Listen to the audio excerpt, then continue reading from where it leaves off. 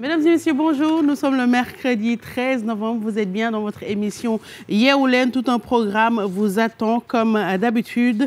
Avec Sophie, nous irons en cuisine pour préparer des poivrons farcis à la viande hachée. Et puis Mado sera là pour nous parler de tendance beauté.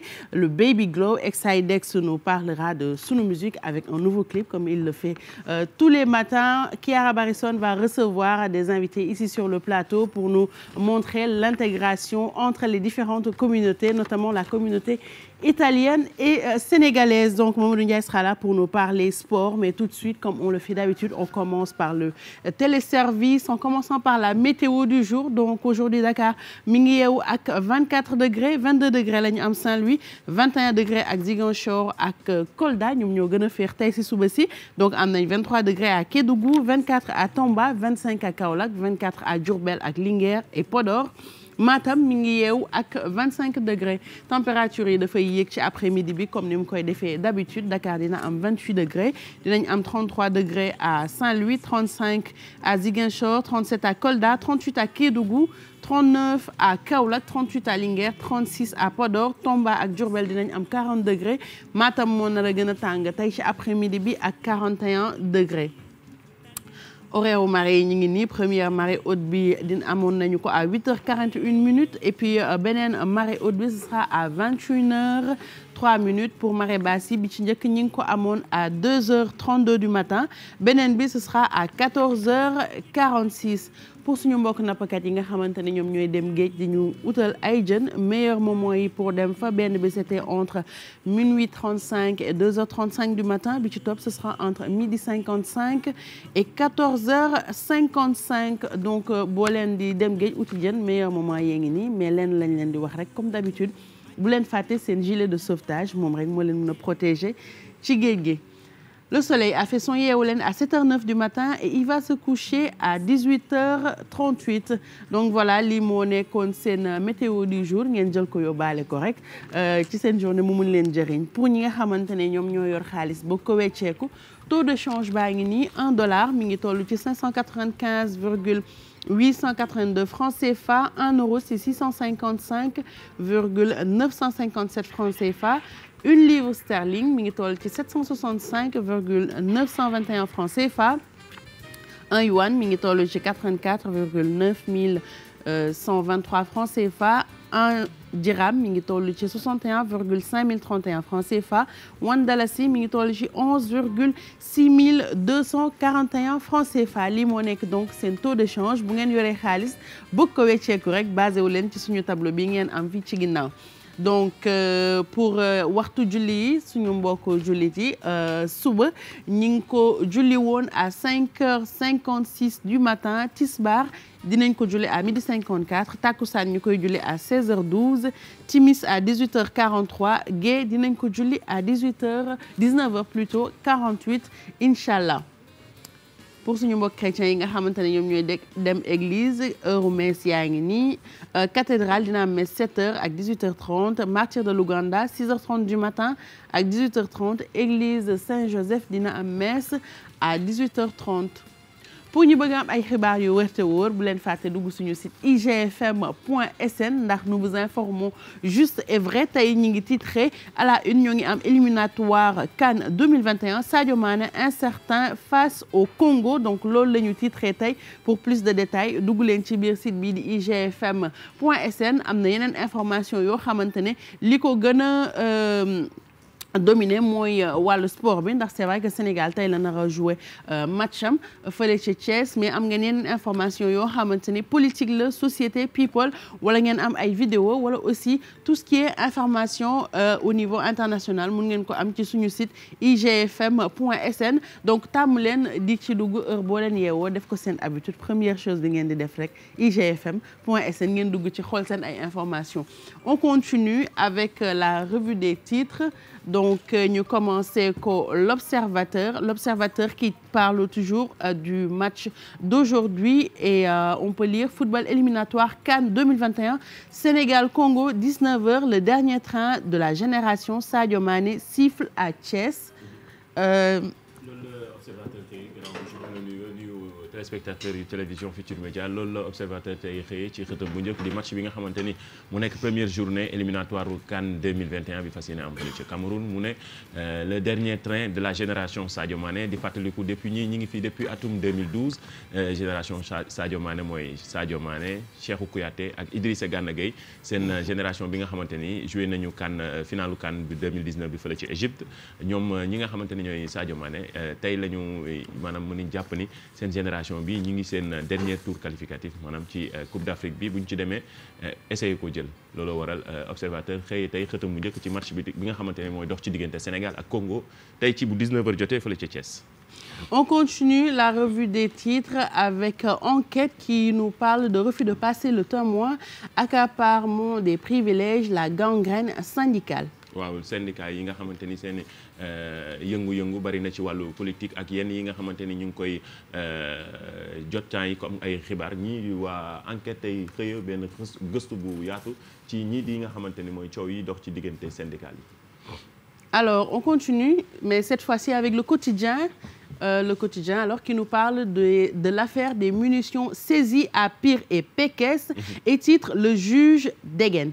voilà maanaam démb juge bi nga xamante ni moo yor dossier coowal munition maanaam ay armes yi nga xamante ni wala ay jëfandukaay yi nga xamante ni ay mbiru arme la ak yi ñu jàppoon fële ca Pire ak Pekes ci semaine yii ñu génn ñu ne juge bi démb entendre na ñetti nit ñi nga xamante ni def nañ leen ñi ngi di mandat de dépôt ñenn ñi nga xamante ni ñi ngi leen di topp ñenn ñi sax ubbi nañu ab enquête ci seen i bopp di ndodd loolu la waa quotidien xëyee tey ci seen xët bu njëkk.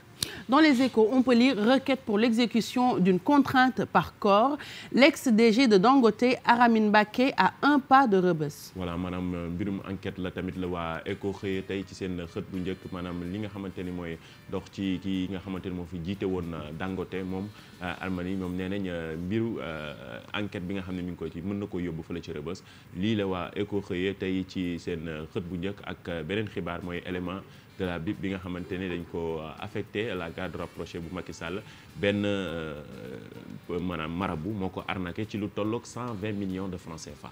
Dans Libération, on parle d'amende record après la saisie de 750 kg de cocaïne au large de Dakar et titre la douane réclame 240 milliards à l'équipage de l'Adaxios. voilà ñooñu waa amende boobu la waa douane teg ci ndodd ñi nga xamante ni ñoo nekkoon bateau boobu defoon drogue boobu ñu jàppoon lu tolloog li nga xamante ni mooy 240 milliards de francs CFA ci la waa amende boobu la waa douane bu Sénégal teg ci ndodd ñi di waa Adaxio maanaam bateau bi nga xamante ne ñu jàppoon drogue boobu ci fan yi ñu génn ñu ko doon dégg lu tolloog 750 kg de cocaïne.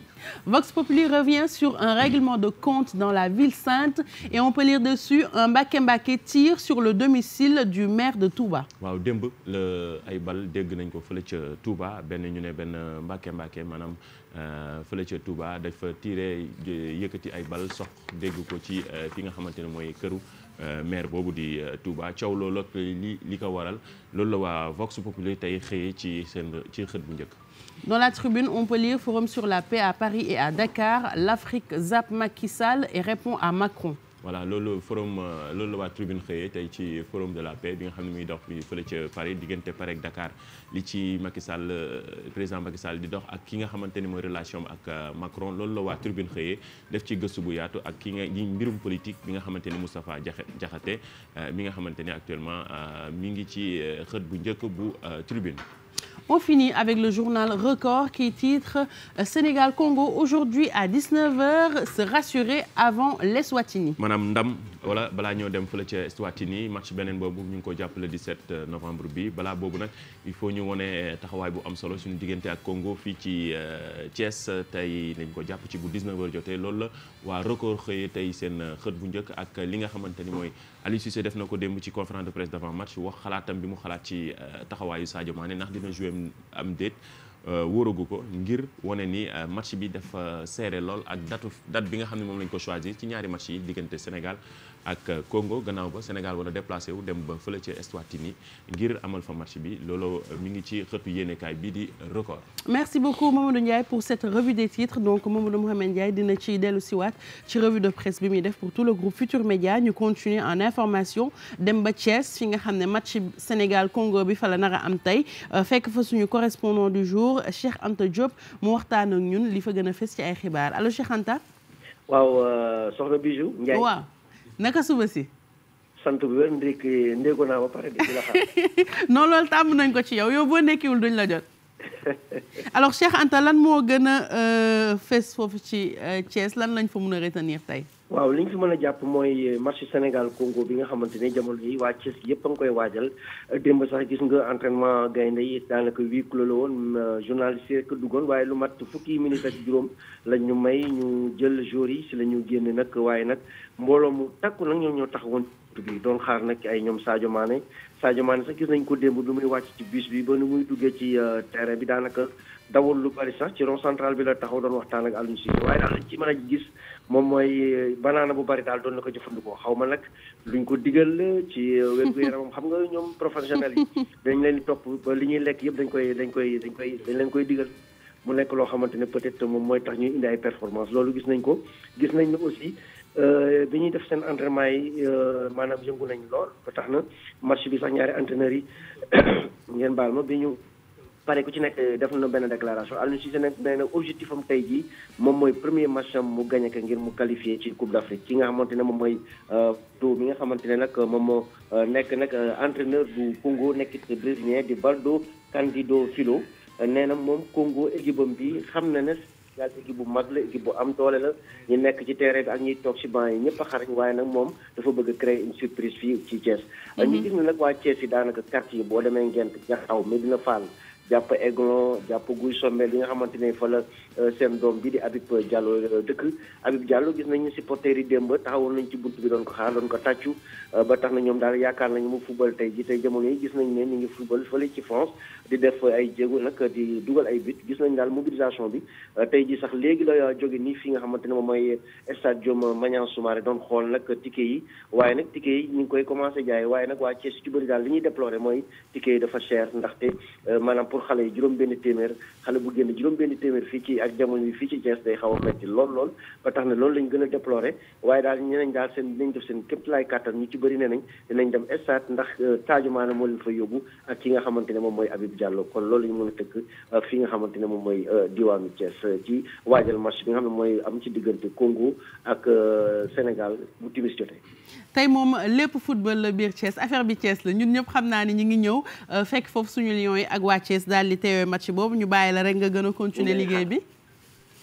waaw kon baax na ñu ngi leen di xaar bu soobee yàlla. jërëjëf Cheikh Anta à tout à l'heure dinañ gisante ci kanam donc tout le monde à Thiès aujourd'hui pour soutenir les Lions en attendant dinañ leen soutenir fii ci biir Yeewu Leen wan leen li nga xamante ne mooy préparatif yeeg on va parler de tout ce qui tourne autour du match notamment Sadio Mané donc tey dinañ def cuisine aussi ak Sophie poivron farci comme je l'avais dit tout à l'heure Mado dina ñëw ci Baby Glow di tendance bu bees Exidex dinañ ko am ci sunu musique et puis Kiara sera là pour nous présenter ñaari musiciens yoo xamante ne ñoom ñooy woyandoo en attendant ñu jàll ci clip du jour seetaan publicité yi balaa ñu gën a détaillé li nga xam ne moom lañ leen indil pour Yeewu Leen bi.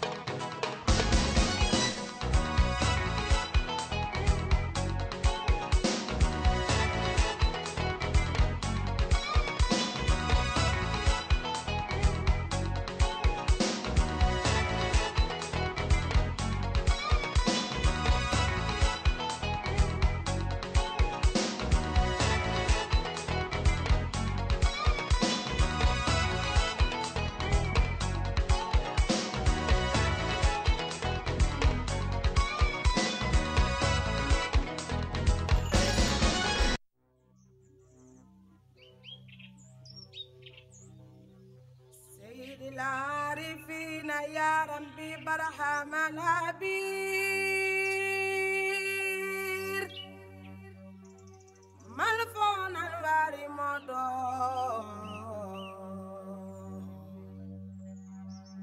سيد Seydi Barhama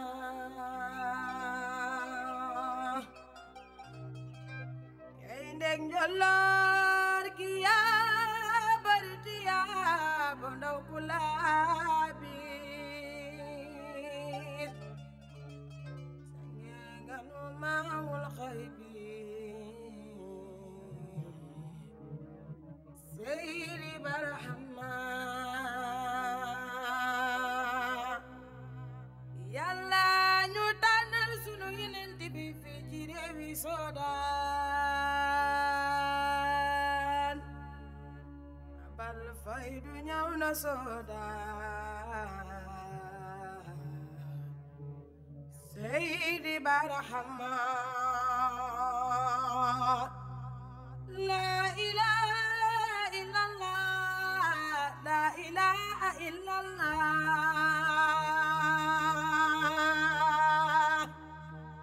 la ilaha illallah bay la ilaha illallah la ilaha illallah la ilaha illallah la ilaha illallah bay la ilaha illallah la ilaha illallah la ilaha illallah Barhama la ilaha illallah Barhama la ilaha illallah la ilaha illallah la ilaha illallah la ilaha illallah la ilaha illallah la ilaha illallah la ilaha illallah ahlan bi shahri mawlidi la ilaha illallah Allah zakkarana bil mu'tadi la ilaha illallah hasbil usuli sayyidi la ilaha illallah Allah habibina al mubajjali la ilaha illallah la ilaha illallah la ilaha illallah la ilaha illallah la ilaha illallah la ilaha illallah la ilaha illallah la ilaha illallah la ilaha illallah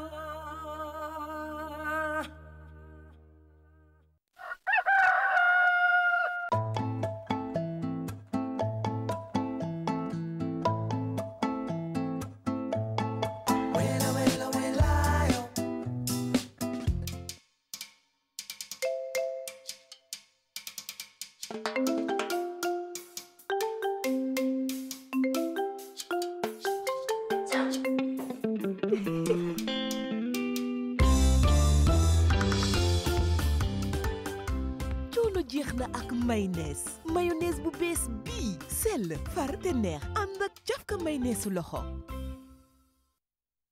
Papa. Oui, chérie. Papa. Oui. Faut me présenter le sama copain. dama ko bëgg torop. Chaque jour moo may gunge école. Même maman xam na ko. daf may doole ak énergie. dama foog ne dafa magique. Magique? Ah, mu ngi nii. Papa, kii mooy sama copain Chocopain. taamu leen neexaayu Chocopain cafka chocolat bu ànd ak cacao neex te neex a jëfandikoo ngir mbégte njaboot gi yépp.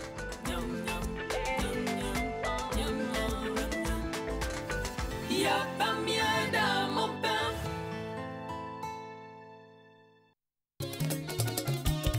Sabu aji mooy sunu sabu pour mu set lool ànd ak xeet gu neex moo baax ci kër jigéen ñi xam nañ ko. Sabu aji moo ñuy jàppale dëgër lool sakkan lool te mën na xëpp lool jël sabu bi ngir sa noflaay sumba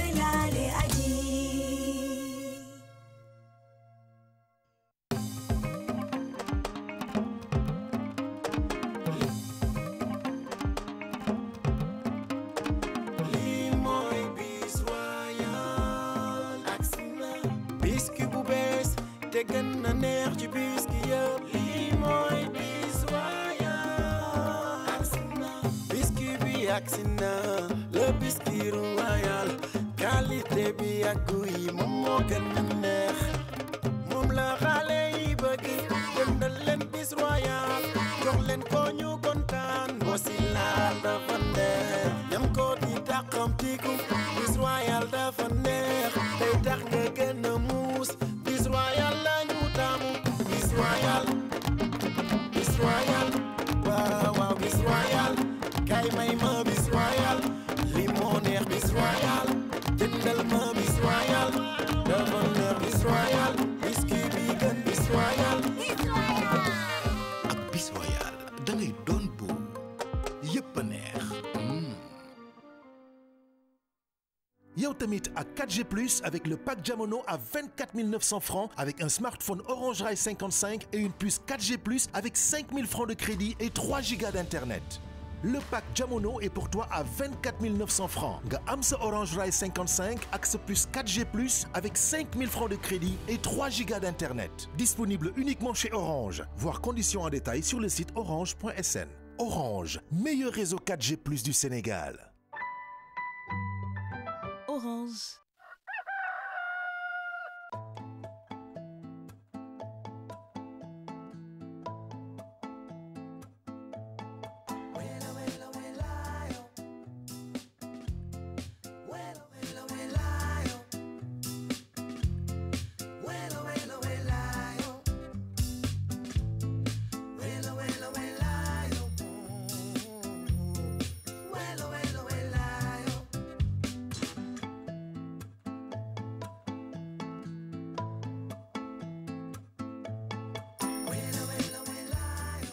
Si vous venez de nous rejoindre, vous êtes bien dans votre émission Yeewu Leen, c'était la pub qui passait, donc ñuy remercier bu baax suñu partenaires yi nga xamante ne ñooy ànd ak ñun tout le temps ci biir émission bi. Comme ni ma la ko doon waxee tout à l'heure, il y a tout un programme rien que pour vous ak Mamadou Ndiaye. Dinañ dem Thiès pour waxtaanee jour de match Sénégal Congo. waaw dinañ ci ñëw gën ko yaatal sànq yaa ngi dégg Cheikh Anta ñu ngi ci doon wax démb ak séance d'entraînement bi nga xam ne moo doon am huis clos engouement beeg préparation bi actuellement ak waa Thiès ni ñu koy préparé peut-être Sadio Mané incertain gis nañ ko ci site IGFM ci kanam dinañ ci ñëw pourquoi ak yeneen xibaar yi nga xam ne dinañ intéressé surtout billets yi ñu doon wax démb waa fédération changé nañ ko ci kanam dinañ ci ñëw woon leen ko. En tout cas tey affaire bi Thiès la dinañ ñëwaat ci billets yeeg tout ce qui tourne autour du match parce que tey Sénégal yëpp excitation la ñuy yeewoo ñëpp direction Thiès rien que pour aller soutenir nos lions. Ce sera tout à l'heure dans Yeewu Sport avec Mamadou Ndiaye. Sophie tey poivron farci à la viande hachée nga ñu indil ci waañ bi. waaw bisu tey poivron farci la andi à la viande hachée di leen nuyu di nuyu mbokk yi xarit du ñuy seetaan comme ni ñu koy defee nag à chaque fois andi leen benn plat boo xamante ne ni di ngeen ko mën a reprendre seen biir kër très facilement dañ leen di yombalal lépp détail par détail dinañ leen ko won ci cuisine bi. Comme ni nga ko gisee nag am naa li nga xam ne mooy poivron rouge ak jaune, am naa piment de Cayenne, am naa gruyère, beurre, maïs doux, olive noire, viande hachée, carotte, am naa oignon ak am naa li nga xam ne bisu mooy nen nag ci kanam tuuti nag ñu boole ko ak suñu épices naturelles yi nga xam ne moom la ñuy utiliser fii suñu biir waañ. Ci kanam rek bisu ñu defar plat du jour bi andi ko ci plateau bi ñu jàll ci li nga xamante ne nag mooy dégustation mooy partie finale bi nga xamante ne ni moo leen gën a intéressé xam naa. li ngay togg daa am Dakar. Dakar waaw musuma ko am. ex de neen dafa am Dakar. Dakar men loolu da la wax. ah waaw donc tu as réfléchi trop fort. J'étais allé trop loin. D'accord amul benn problème bàyyil ma ni Sophie bi ngay jaxase te nga wax ni sunu musique tey kan nga andi pour présenter. Alors tey Bijou bonjour ak téléspectateurs yu seetaan ak ñu bokkal plateau yëpp.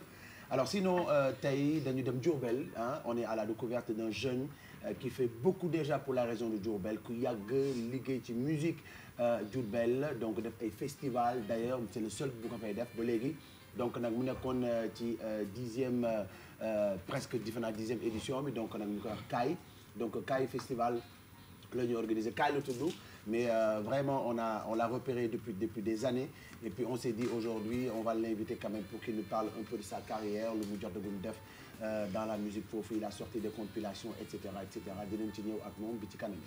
Ce sera tout à l'heure dans Yeewu Leen Mado dina ñëw waxtaanee bien-être tendance beauté baby glow.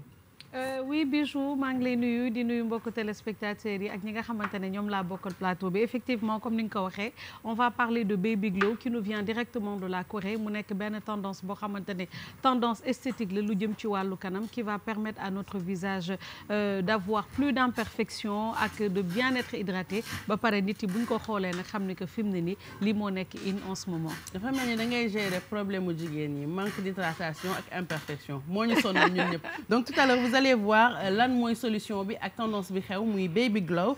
Chiara aussi est parmi nous pour nous parler de connexion Dakar-Marseille. Exactement, je suis parmi vous pour vous présenter deux artistes qui seront avec nous tout à l'heure, Fodé et Tony. C'est un projet de résidence artistique, tu l'as bien dit, Dakar-Marseille. Déjà, on comprend un tout petit peu, mais je laisse la surprise pour tout à l'heure. Surprise comme d'habitude Chiara tàmbal nañu surprise chaque fois buy ñëw moom la ñuy àndaaleel ci kanam la ñuy ànd ak moom dans cette connexion Dakar-Marseille mais tout de suite dañuy dem ci li nga xamante ne Sénégalais yëpp moom la ñuy xaar excité yàqamti mu am muy match bi nara am diggante Sénégal ak Congo ak tout ce qui tourne autour entraînement billetterie tout ça. waaw entraînement démb nekkoon na li nga xam ne moo nekkoon dernière séance d'entraînement huis clos la woon mais gis nga sànq ni ko kii doon expliqué ki nga xamante ne mooy Cheikh te démb bari woon na ay supporters wala Thiessois yi nga xam ñu ngi woon ci buntu bi ngir bëggoon dugg journalistes yi la ñu mayoon ñu dugg am accès jël ay images 15 minutes fekkee li nga xam ne mooy conférence de presse avant match bi après nag ñu bàyyi li nga xamante ne ñooy joueurs yi daal di entraîner démb nag moo nekkoon première séance d'entraînement bu Sadio Mané ndaxte ñu ngi ko doon xaar teewul woon entraînement bu lundi bi ndax mi ngi woon ci voyage beeg joué entre bi muy joué dimanche ak lundi mardi mu fekk ko Sénégal mu ñëw mu nekk lu am solo loo xam ne démb gis nañ population bi ni nga xamante ni teewe assisté nañ ko gaynde yi depuis Coupe d'Afrique Sénégal final bi nga xam ne joué nañ ko Sénégal mi ngi doog a joué waat fii ci fi nga xamante ne mooy Sénégal retrouvailles beeg ferveur bi nga xamante ni mu nekk lu am solo li nga xamante ni démb gis nañ ko ci tanière bi mais lépp li ñu doon engouement beeg lépp li gën a am solo tey nag comme ni ko record titré mooy gagner pour se rassurer avant l'Eswatini mu nekk match bi nga xamante ni dañ ko war a gagner loolu la sélectionneur bi wax Aliou Cissé mën nañ ko déglu mu wax ñu ci nga xamante ni mooy match bu am solo bi Sénégal Congo mu nekk première journée éliminatoire CAN 2021. Est arrivé ce matin, donc j'ai pas eu encore une discussion avec lui. Je crois que je vais discuter avec lui tout à l'heure à l'hôtel. Alors d'aujourd'hui, je peux pas vous dire s'il sera apte pour le match de demain ou pas. Je crois qu'on fera le point ce soir. Je vais pas vous donner la stratégie, croyez-moi. Non, la stratégie, je crois qu'on en parle avec les joueurs. Je crois que c'est un match qu'il faut préparer sérieusement.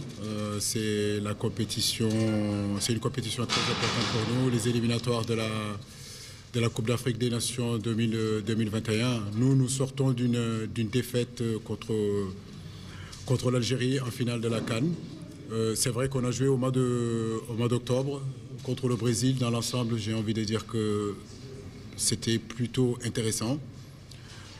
Maintenant, on a à cœur de bien rentrer dans cette compétition, gagner, améliorer nos statistiques et puis faire une grosse performance.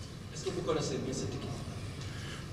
On ne connaît jamais assez une équipe, donc, mais nous avons essayé en tout cas de l'étudier. Mais je crois que ce qui est le plus important au-delà de l'équipe congolaise, c'est surtout nous, ce que nous sommes capables de faire, quel est notre fil conducteur, est-ce qu'aujourd'hui nous serons capables de jouer avec l'intensité que j'attends que mes joueurs jouent, de la première jusqu'à la 95e minute.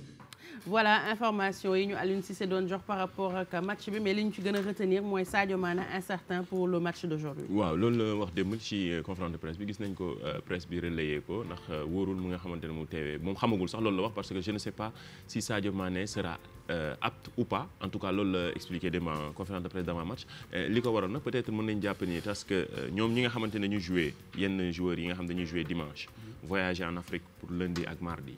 ñëw yegg si fi mardi du am temps wu récupérer li war ñëw wala am match mercredi donc forcément dina nekk li nga xamante ni lu doy waar la loolu la waral sax déjà bi nga xamante mi ngi joxe liste yi moom Aliou Cissé mi ngi doon déplorer bu baax a baax li nga xamante ni ñu waa CAF programmé match bi parce que dafa nekk ci période bi nga xamante ni dafay jafe pour jouer à domicile date FIFA yi 10 jours la mu nekk nga jouer à domicile non seulement da ngay jouer mercredi encore une fois nga defaat voyage bu gudd tu peux faire plus de 16 heures wala 17 heures d'avion entre Dakar ba Eswatini mooy ex Swaziland fu nga xamante ni entre Afrique du Sud diggante Afrique du Sud wala Nairobi c'est juste 45 minutes lañ lay wax par vol 1 heure par route wala loolu la ñu expliqué donc dafay nekkaat beneen voyage bu gën a sori fii ak Afrique du Sud rek c'est vraiment très loin nga war a defaat voyage bu gudd ba pour encore une fois récupérer benn jour jouer waat le lendemain dafay nekk lu compliqué c'est vraiment très course très serré pour joueurs yi donc loolu dina nekk ci ñenn ñi nga xamante ne ñu jouer dimanche sax surtout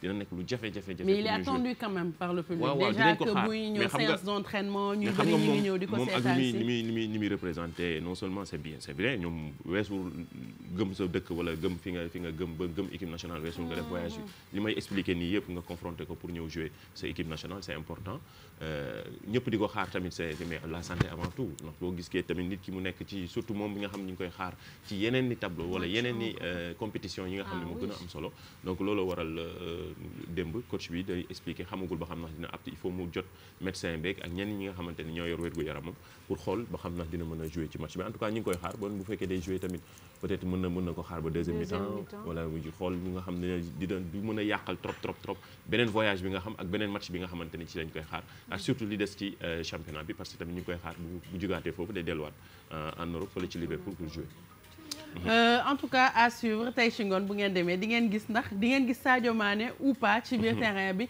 nous de toutes les façons nous sommes de tout cœur avec les Lions dañ leen di commencer supporter dès à présent ndax 2021 ñun ñëpp àndoon nañu gëm ni coupe bi ñoo ko moom donc on veut la coupe pour 2021 et ça se prépare maintenant lañ leen commencer di supporter mais billets yi fu mu toll waaw billets yi démb xam ne ñu ngi doon wax erreur bi nga xamante ne amoon na ci entre équipe yi ñuy dajal Congo Brazzaville wala Congo République démocratique du Congo waa fédération bi juumoon defoon li nga xam ne mooy drapeau bu Congo République démocratique du Congo alors que c'est Congo Brazzaville mooy seen li nga gis ci beneen bi la Pape Samb mooy billets yi nga xamante ne waa fédération en tout cas rectifié nañ ko gis nga bi mu créé tollé boobu noonu ak réseaux sociaux yi voilà mi ngi nii mooy seen ñoom tamit seen drapeau moo nekk vert jaune rouge bi mais pas dara dañoo juumoon en tout cas rectifié nañ ko toujours c'est important parce que démb bi nga xamante ne c'est de l'argent perdu ça c'est sûr d'où l'intérêt de booy liggéey ngay travailler en équipe chargé de communication yi di mën a liggéey tamit concentré bu baax wane ni tamit et puis comme toujours maa ngi doon wax xam ne préparation match bi ni mu demee ci joueurs yi noonu la demee sax ci même ci organisation bi ndaxte organisation bi tamit dañuy jékki-jékki rek ñu ne la voilà match bi c'est programmé pour le 13 wala dara donc gars yi toujours duñ jël seen avance pour liggéey bu baax a baax ci préparation match yu ne mel c'était compétition internationale donc en tout cas ñoom tamit bravo comme que rectifié nañu dégg nañ bu baax alerte bi billets yi waa Thiès yi ñu ne wax ne dafa cher c'est vrai parce que loge présidentielle bi c'est à 75 000 francs CFA annexe loge 10 000 découverte centrale 5 000 virage bi 3 000 francs donc li gën a mais d'habitude bu dee Dakar ñaata lay jar moom même prix yi la tey fekk nag Dakar mooy gën a yaatu parfois xam nga stade Léopold Sédar Senghor 60 000 places la tey ñi ngi xaar Lat Dior lu tolloog ci 15 000 places 15 000 personnes yoo xamante ne ñu ngi fas yéene mais man je suis pas d'accord sur le principe de nañu wàññi Thiès non wàññi il est unique noonu la demee mais c'est que ñoom waa Thiès yaa ngi koy dégg sax Cheikh Anta wax ko ci correspondance bi ñuy expliquer ni ñoom ñoo wax ni dafa cher actuellement billets yi dafa cher donc ñu doon demander bu ñu leen mën a wàññi leen te bari na ci tamit ci actuellement yi nga xamante ni ñooy jouer ci équipe nationale bi wala convoqué nañ leen te ñoo dëkk Thiès ku ci mel ne ñoom Sidi Sarr ak Habib Diallo bari na ci ay joueurs yi nga xamante ni actuellement ñoom foofu la Thiès lañu cosaanoo Bijou ok Mamadou Ndiaye en tout cas match bi comme ni ñu koy waxee ñu ngi koy xaar de sànq rek ñu ngi dégg Cheikh Anta Diop moom di wax ne que waa Thiès nee nañ billet yi dafa cher mais li muy jar foofu lay jar fii donc on va voir tey match bi nu muy demee mais yaakaar naa tey convoi yu bëri dinañ jóge Dakar pour dem Thiès fekkee ji match bi. loolu kay effectivement dina am moo tax teel a dem rek xam na match bi c'est à 19h. donc dañuy teel a dem ngir fekkee li nga xam te mooy match bu première journée éliminatoire CAN 2021 Sénégal Congo 19h la foofu ca Thiès nag soreetul ba mu dégg ñuy wax Thiès ak Thiès non Thiès moom léegi fii la. c'est vite voilà mi ngi c'est vite fait soreetul donc ñun xam naa ne Khadim dañuy teel a quitté teel a dem fekkee jël dara du leen ump yéen téléspectateurs yi yu télévision Futurs Médias fas yéene nañu am équipe bu am solo bu fa war a xaar leen damay ànd ak yéen. incha allah ñu ngi lay xaar merci beaucoup Mamadou Ndiaye ci li nga indi ci jour de match bi sénégalais yëpp di ko xaar donc de tout cœur derrière les lions comme ni ñu koy waxee ñun ñëpp dañuy àndandoo supporter leen ngir ñu mun a gagner seen match bi rassuré wu avant ñuy dem fële ca Swaziland waa ex-Swaziland daal di jouer beneen match boo xamante ne ça va compter pour qualificatif yi nga xamante ne moom la ñuy def ci CAN 2021 bi nar a am Cameroun ma tuddee ko sunu CAN histoire à suivre en tout cas actuellement dañuy continuer yeewu leen bi mais cette fois-ci avec Kiara qui vient avec sa rubrique parmi nous pour nous parler d'une connexion Dakar-Marseille. Qu'est-ce que c'est que cette connexion, Kiara? Exactement. Bon, c'est une surprise parce qu'il y a quelques mois quand même, j'avais raconté l'histoire de Tony. C'est un jeune français, hein, un Tony artiste. Mafé, ou bien? Exactement. Voilà que tu t'en souviens, c'est les Mafé. Hein. Et il avait réalisé un clip avec un artiste sénégalais, Fodé Ndiaye, sur les plats sénégalais. Vous vous souvenez, on avait discuté sur les préférences de chacun. Et voilà, c'est un projet de résidence artistique qui continue dans le temps, comme il nous avait raconté la première fois. C'est un dialogue entre culture et entre deux groupes musicaux qui s'y rencontrent parce que Tony, il était arrivé en 2016 au Sénégal pour découvrir le pays. Et c'était à cette occasion-là qu'il avait connu Fodé Ndiaye. Donc c'est vraiment un beau rencontre, une connexion super. Et aujourd'hui, ils sont là avec nous sur les plateaux. Donc vraiment, je suis contente. Ils vont nous expliquer un peu de quoi s'agit cette connexion Dakar-Marseille. Et ils chanteront pour nous. Donc je vais les accueillir sur plateau. Vraiment, merci. On peut regarder le clip en attendant qu'ils arrivent. Voilà, non, voilà, pour se souvenir un tout petit peu.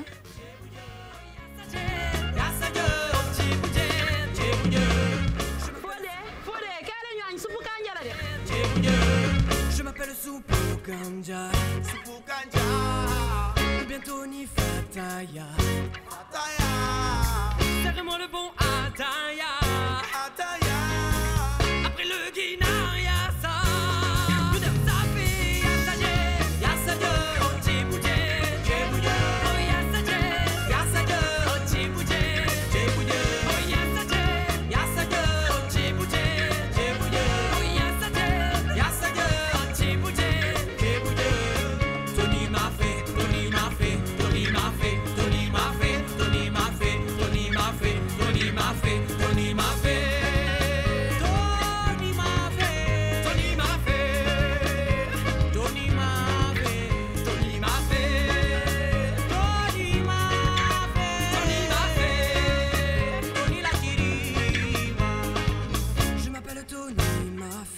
Tony m'a fait, ou bien Tony Chakri, Tony Chakri.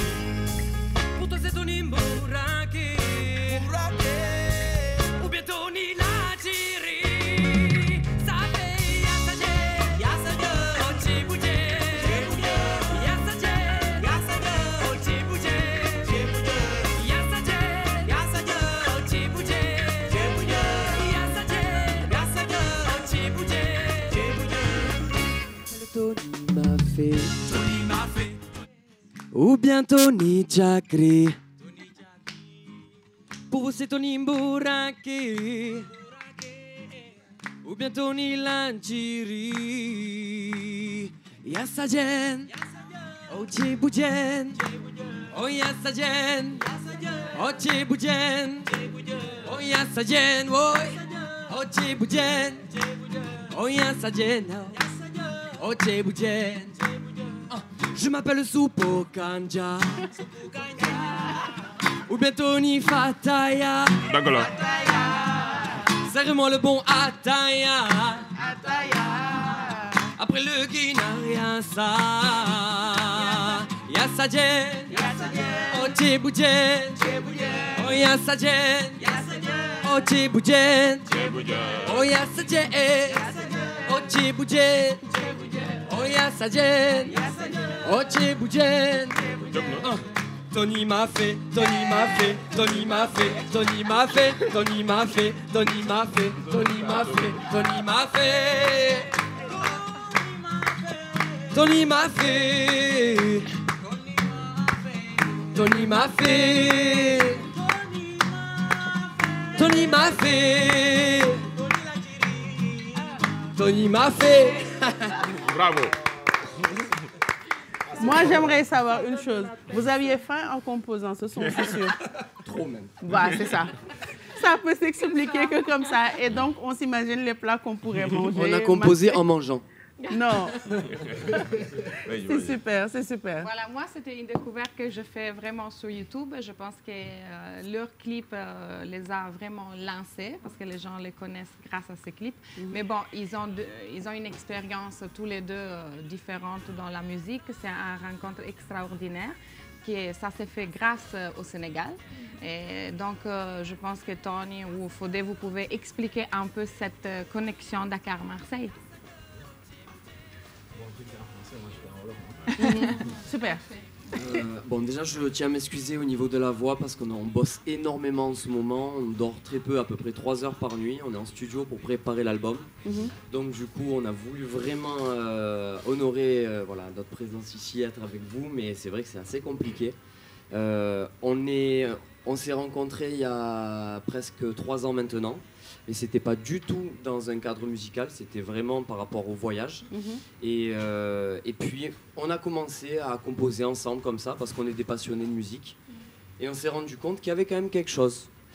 Et en janvier dernier, le 26 janvier dernier, on a eu la chance d'avoir un producteur qui a cru en nous et qui nous a lancé sur l'émission de Miss Sénégal au Grand Théâtre.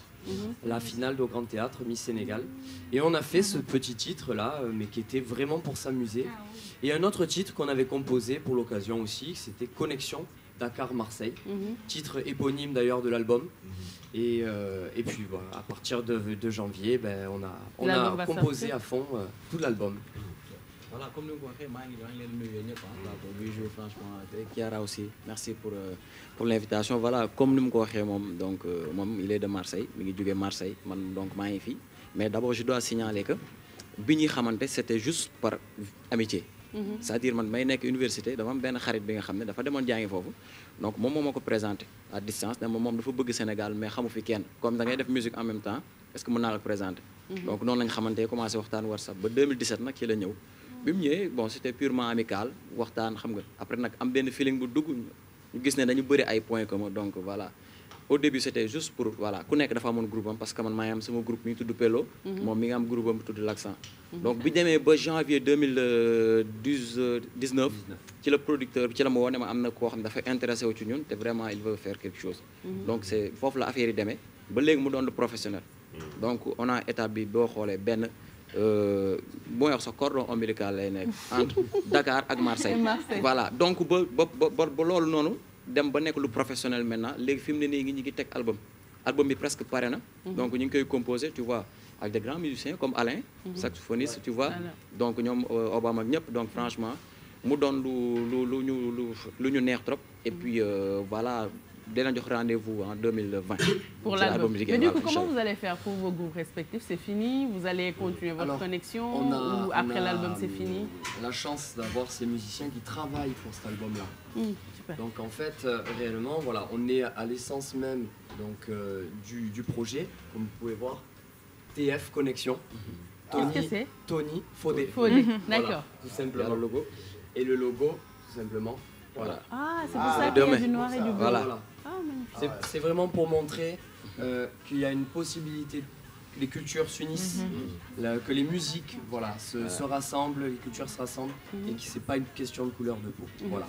Donc pour répondre à votre question, les membres de nos groupes s'intéressent bien sûr à ce projet et travaillent avec nous pardon, pour mener à bien l'album et composer tout ça. Donc ils sont vraiment musiciens... ils font partie de la TF Family, comme on pourrait dire. Donc, alors, quelles sont les couleurs qu'on va retrouver dans l'album? Est-ce que ça va être de l'afropop, acoustique je sais pas. C'est très éclectique. Ouais, en fait, boy hall dafa am base. Man début je fais de l'afro-folk, tu vois, un peu de jazz, donc acoustique aussi. Donc moi, Marseille, mon style, c'est de faire du reggae, de la pop. Donc mélange bob lañu bolé et puis def ko ben couleur bu spéciale. donc je pense que si il y a la possibilité même dinaa ko làkkloo olof ci yenn morceaux yi juste présenter benn affaire bu ndaw tu vois donc aussi li ma ci neex mooy dafa ñëw bëgg Sénégal ak culture bi donc album bi di ngeen ci gis touche reggae touche pop mais touche acoustique touche afro folk boobu noonu aussi parce que c'est très important. Ce sera la symbiose entre Marseille et Dakar. Marseille et Dakar. Avec du Wolof, du français et de l'anglais. En fait, c'est un mélange de tout. Je trouve que c'est extraordinaire parce qu'on vit dans une période historique assez complexe, surtout au niveau politique. Les gens ont tendance à construire des murs, je le dis toujours. Et tous ces gens-là, que ce soit des artistes, que ce soit des intellectuels, que ce soit des gens qui sont dans la communication comme nous, qui essayent de créer des ponts, vraiment, il faut les féliciter parce que c'est vraiment une activité révolutionnaire, je dirais, aujourd'hui. Donc, je voudrais savoir si vous nous pouvez faire un tout petit peu... Alors, justement, on a un titre qui s'appelle Takal Safit. Vu le contexte, comme vous dites, géopolitique et voilà, la difficulté pour les gens de nos jours de vivre en fonction du regard des autres, etc. On a voulu composer quelque chose qui nous tient à cœur, c'est de se dire, peu importe l'autre, comment il nous regarde, il faut garder sa flamme intérieure. Parce que c'est ce qui compte, le plus important, c'est le sourire que l'on donne à l'autre et pas la manière dont on est habillé ou ce que l'on a dans la poche. Super. Voilà. Tiara, pour finir, on y va avec Takal Safit. On va avec la chanson. Où est-ce qu'on peut vous retrouver? Vous jouez actuellement ou bien on attend l'album carrément pour se lancer? Voilà, ouais, c'est vraiment sur les réseaux sociaux pour l'instant parce qu'il y a le clip, c'est TF Connexion sur Instagram, Fodé ou Tony Mafé pour Facebook, YouTube, voilà, c'est vraiment TF Connexion, Tony Mafé, Fodé Ndiaye. En tout cas, merci, c'est un plaisir de vous recevoir. Donc on va écouter le son de Takal Safit. J'ai tout mystifié. Voilà, je pense que c'est mieux les écouter parce que vraiment les messages passent et je les remercie encore d'être passés. Merci, merci.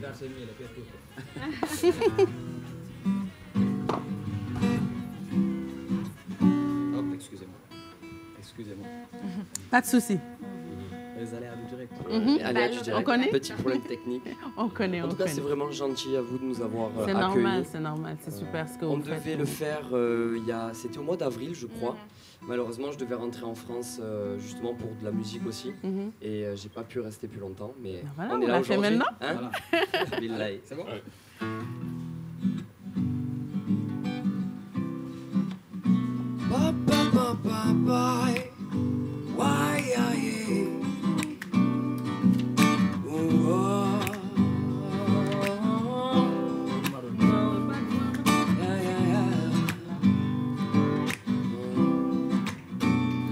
Takal Safit, Takal Safit,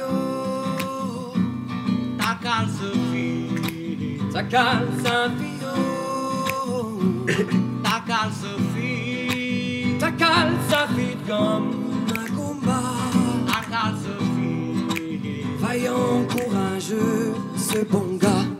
Dalbu yàlla daal sànni ca mata gën jëm ko fay sonal sa bopp la ñu ne ci àdduna lu ñaaw du fi wéy gëm sa bopp moo la ci génne melal ni kay nit ñaaw di jëfe sa tolluwaay lu la sa bët xañul sa fiit bu la ko mas a xay Takal Safit, Takal Safit, Takal Safit, Takal Safit, Takal Safit, Takal Safit comme Macumba, Takal Safit, vaillant, courageux, ce bon gars. Les heures défilent, on le voit arpenter la ville, tout le monde de lui se méfie. Infréquentable pourtant haut, sourire facile, ses souliers comme ses semelles ne montrent aucun signe de victoire dans l'abîme et le grain. Dans ses yeux, laisse toujours deviner l'espoir. Takal Safit, ensemble. Takal Safit, Takal Safit, Takal Safit, Takal Safit, Takal Safit comme Macumba, Takal Safit, vaillant, courageux, ce bon gars, Takal Safit. C'était donc Tony et Fodé, Connexion Dakar-Marseille. L'album sortira merci aux auditeurs. en 2020. Merci à TFM. On vous tiendra informé sur fan ngeen ko mën a jëlee. En attendant, mun ngeen leen suivre sur les réseaux sociaux. Merci Chiara pour cette invitation. Merci à vous. Voilà, c'était la rubrique Parmi nous, Connexion Dakar-Marseille. Retenez bien ce nom parce que di ngeen ko déggaat ko. En attendant, mun ngeen gis seen clip bi nga xamante ne def nañ ko ci lekk. Xam naa moom dañoo xiifoon di ko composer te benn jóobeen soriwu leen biñ koy def instant boobu. Tout à l'heure dinañ jàll en cuisine ak Sophie, mais en attendant dafa am lu bees loo xamante ne Orange daf leen ko indil mooy pour ñëpp ñi nga xamante ne dañu bëgg a woote sans stress woote heure bu leen neexee woote ci niñ ko bëggee te duñu am benn problème. Donc Orange daf leen indil solution bi ni yéen a ngi koy gis ci Jazz 250 Jazz muy ay Illimix yoo xamante ne Orange indi na ko pour tout un chacun ku ci nekk ak sa poche ni mu toll mun nga woote heure bu la neexee woote ni mu la neexee connecté wu ni mu la neexee bu dee 1000 francs nga yor am na boo xamante ne di nga am ay appel illimité rax ci doole nga am 500 mégas internet ak 200 SMS bu dee 1900 nga bëgg a dépenser ci Jazz 250 Jazz ba léegi di nga am 250 minutes d'appel 2 gigas internet ak 200 SMS mooy bu xaadim bi ak ñun suñu boss maak yow Mamadou Ndiaye bu 5900 bi nga xamante ne di nga am 900 minutes d'appel 14 gigas d'internet boo xam ne connexion bi day jàll wel comme niñ koy waxee 500 SMS yoo mën a envoyé fu mu la neexee ba pare waa Orange li ñu wax mooy bu ànd ak réseau moo gën waaw kañ mun nañ xool Pape Samba vite fait Orange li nga xamante ne moom la ñu indil balaa ñuy dellu si ci plateau bi. Couvrir toutes les capitales régionales en 4G+, engagement tenu par le réseau Orange, le seul réseau 4G+ partout au Sénégal. Voilà bu ànd ak réseau moo gën waaw kañ Orange moo ko wax di ngeen am ay appel illimité ay SMS yu bëri ba doo leen xam noo leen koy def ak internet ak 14 gigas boo xamante ne connexion bi ni lay jàllee donc dem leen Jazz 250 Jazz ngeen xool yu bees yi leen Orange indil ça vaut le détour. Sophie ñu def détour ci waañ bi. waaw ba tey ñu ñëw rek yeggali plat du jour tey bi. comme poivron farci à la viande hachée waaw. comme ni ñu ko waxee rek poivron farci à la viande hachée commencé woon nañu di sauté li nga xam ni mooy viande bi déjà gis nga ni commencé na am couleur dañu def rek tuuti beurre bàyyi nag ba mu commencé doore fi mu ne nii dama wàññi woon gaz bi mais mën naa ko yokk tuuti jot nañu émincé li nga xam ni mooy piment de Cayenne bi moom laa teg nii à côté am na tuuti poivron rouge ak carotte bi nga xamante ne ni moom it dama ko dagg ak li nga xam ne mooy économe bi damay njëkk rek jiital li nga xam ne mooy piment de Cayenne bi comme ça damay gën a relever li nga xam ne mooy goût viande hachée bi gis nga nag su ma ko ci bàyyee ba piment bi xaw a gën a ñor tuuti am naa fii oignon de l'autre côté damay ñëw rek jël ñaar yu ndaw rek moom it ma dagg ko en petit dé su ko defee mën ko rajouter li nga xam ni mooy viande hachée bi ci kanam nag maïs doux bi ak yeneen yi mu àndal daal di ñëw comme ni ngeen ko gisee ni nag day nekk benn plat boo xamante ne ni bu simple lay doon très facile à faire du la jëlal benn temps parce que viande hachée bi boo ko xasee ba sauté rek li ci des nag mooy def légumes yi mu ñor nga daal di yeggali def ko ci four bi bàyyi noonu mu gën a def ci fromage bi ci lii accompagnement la parce que nag su fekkee da nga def sa poivron yi nii ba pare mën nga def sa poisson wala nga def tuuti viande wala poulet teg ko à côté accompagner ko ak lii def tuuti laitue ci côté bi nga xam ne dafay gën a améliorer sa li nga xam ne mooy plat du jour bi gis nga ni nag dagg nañu oignon bi ba pare ba tey nag du ma defaguma carotte bi oignon bi laay def bàyyi noonu mu ànd ak li nga xam ne mooy piment du Cayenne bi ma ci def damay ñëw rek daal di koy épicer légèrement dolli tuuti sel. Voilà ñu daal def suñuy épices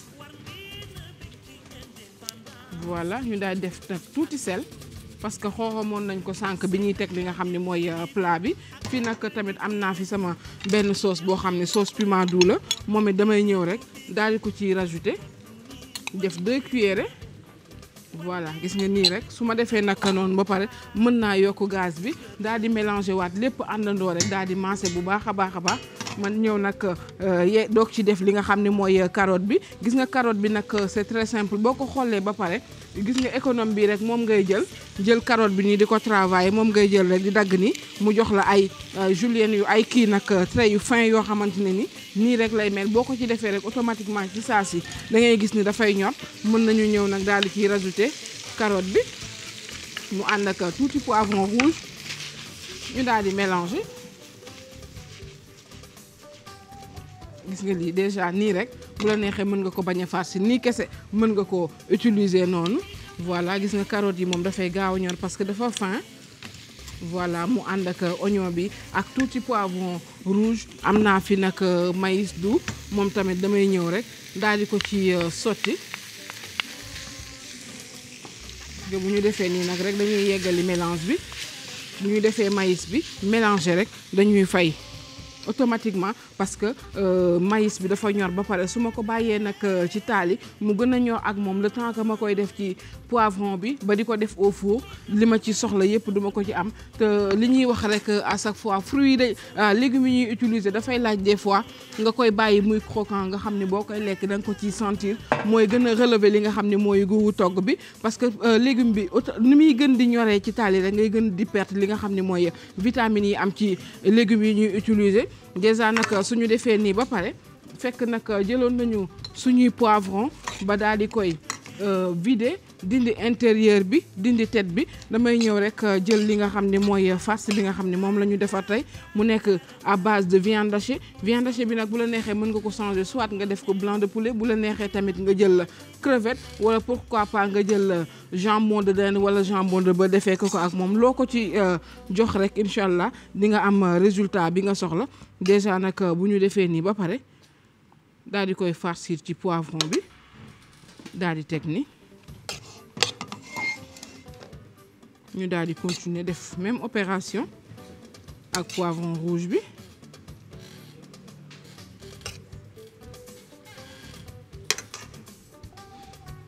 ñu ñëw rek attention jëlaat beneen poivron bi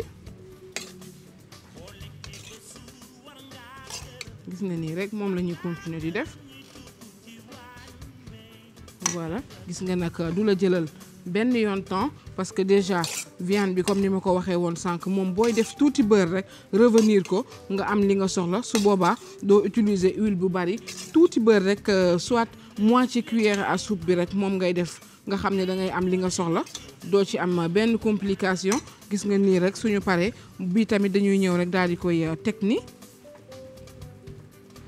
mën nañu jël couteau bi daal di wàññi fii comme ça mu mën a tegu bu baax voilà gis nga nii rek am nañu fii poivron bi plutôt fromage dañuy ñëw rek jël fromage daal di koy def ci kaw c'est juste rek dugal ko ci four moo des pour mu gratiner parce que viande hachée bi ñor na légumes yi ñu ci def aussi dañu soxla mu croquant oignon bi aussi jarul muy ñor bu baax gis nga defuma ci lu bari ñaar yu ndaw rek laa ci def comme ça boo koy lekk nga di ko ci sentir bu baax daf ci am solo dañuy def rek touche finale bi jël benn olive noire pour embellir li nga xamante ne nii mooy présentation wu poivron yi comme ni ñuy wax à chaque fois rek présentation dafa am solo ci li nga xam ne mooy waañ mën nga togg ba mu neex te soo ko présenté wul comme il faut dafay mel ni defuloo dara gis nga suñu defee ni nag ba pare après dañuy jël tuuti beurre rek daal di koy def ci plaque bi nga xam ne moo jëm au four su ko defee nag suñu poivron du collé du cramé ñu wàññi nag four bi ba mu des tuuti bàyyi ko nag mu ñorandi ak moom fromage bi daal di gratiné bisu ci kanam nag ma ñëw rek andi plat bi ci plateau bi ñu jàll ci li nga xam ne mooy dégustation bi Bijou Ndiaye. avec plaisir Sophie comme ni ma koy waxee tout le temps da ngay togg ñu déguster ko xalaat ñi seetaan ñu enjoy ko en procuration on vous aime moo tax bëgguñu lekk te duñu leen xalaat xam nañ ne seen xel daf ciy nekk boo leen gisee ñu koy togg donc dinañ leen xalaat boo leen yëgee affaire buy neex seen laam yi rek ñun la ñoo leen xalaat ngeen taxamtiku ko wala au pire rek ngeen reprendre ko seen kër parce que c'est des plats yoo xamante ne c'est facile à reprendre te mun ngeen ko gisaat suñu YouTube bu leen fàtte aussi dugg suñu réseaux sociaux yi di participer ci li nga xamante ne moom la ñuy def Facebook Instagram wala WhatsApp bi ngeen yónnee ñu seen ay images seen ay réactions Instagram GFM SN mun ngeen dugg aussi Facebook ñi ngi fa Télé Futurs Médias donc boo leen fa duggee follow ñu et puis lu ñuy def rek mun ngeen ci participer mun ngeen aussi di ñu suivre ci Twitter yeewu leen wala ngeen dem WhatsApp ak numéro bi nga xamante ne moom lañ leen affiché ci seen bas d'écran ngeen mun yónnee seen ay image seen ay réaction ak yeneen ak yeneen su ko defee ñu jàllale ko ci biir yeewu leen bi balaa muy jeex bi so fi di togg dañu recevoir benn invité mi ngi tudd Birahim Kay nekk directeur du festival Kay Rap président au comité ad hoc régional de la SODAV bu Diourbel Excidex. Exactement, Bijou, comme ni nga ko waxee, un jeune qui quand même œuvre beaucoup pour la ville de Diourbel. Gis nañu Diourbel ci wàllu musique, c'est le seul quand même qui le porte. Malgré tout mi ngi ñafe mi ngi góorgóorlu mi ngi ñëw Dakar di jël ay groupe di leen yóbbu foofu noonu yóbbu na fa groupe yu bari PBS et j'en passe. Et vraiment mu nekk nag aussi jeune boo xamante ne à chaque fois day jël initiative ak ay propres moyens. Donc tey ñu invité woon ko nag justement pour Sénégalais yi déjà xam ko li muy liggéey foofu ci Diourbel mais rawatina festival boobu nga xamante ne aussi mi ngi ko fay amal ak compilation yi muy génneel ñëpp Kaay ñu ngi lay nuyu. maa lay fay c'est un grand plaisir de te retrouver un ami de très longue date. On s'est connus chez Awadi depuis lors. On garde les contacts. Excidex sama xarit la sama grand frère la kontaan aussi. fekk leen yéen ci plateau bi. ñoo la gën a kontaan ci recevoir la. di leen nuyu yéen ñëpp di nuyu la population sénégalaise mais particulièrement la région de Diourbel. Merci. maag yow ñoo bokk fu ñu jógee festival bi mooy 14e édition bi c'est pas simple quand même festival yi li ñu seetlu mooy day judd rek mais bi nekk na ci événement boo xam ne dañ koy boole ci calendrier wu Sénégal donc mu nekk entre le 27 28 ak 29. Oui. Bon en fait noonu ko waxee noonu la amee yàlla def na daal ba wax léegi ñu ngi koy maintenir chaque année aussi ñu ngi koy def ben dem na ba bu njëkk ci commune Diourbel bi rek la doon xewee mais maintenant dañ ko décentraliser yóbbu ko dans les autres départements loolu parce que dama gëm ne la culture urbaine ne doit pas se passer justement dans la commune de Diourbel les autres départements am nañ ci cër donc fekki leen seen département yi partager ak ñoom suñu expérience bu ndaw bi ñu am loolu aussi c'est important. Bon en fait li ko gën a motiver sax bokk na ci jamono yi ñu doon porter le combat de la SODAV pour que mu remplacer BSDA à chaque fois dañu doon def ay sessions de formation mais à chaque fois dañ ko doon defee ay ci commune Diourbel bi. Mais il y avait peu d'acteurs culturels qui venaient participer parce que faute de moyens parce que ci département yi lañ dëkk. léegi pourquoi ne pas décentraliser les sessions de formation dans les départements fekki acteurs culturels yi ñu def ko.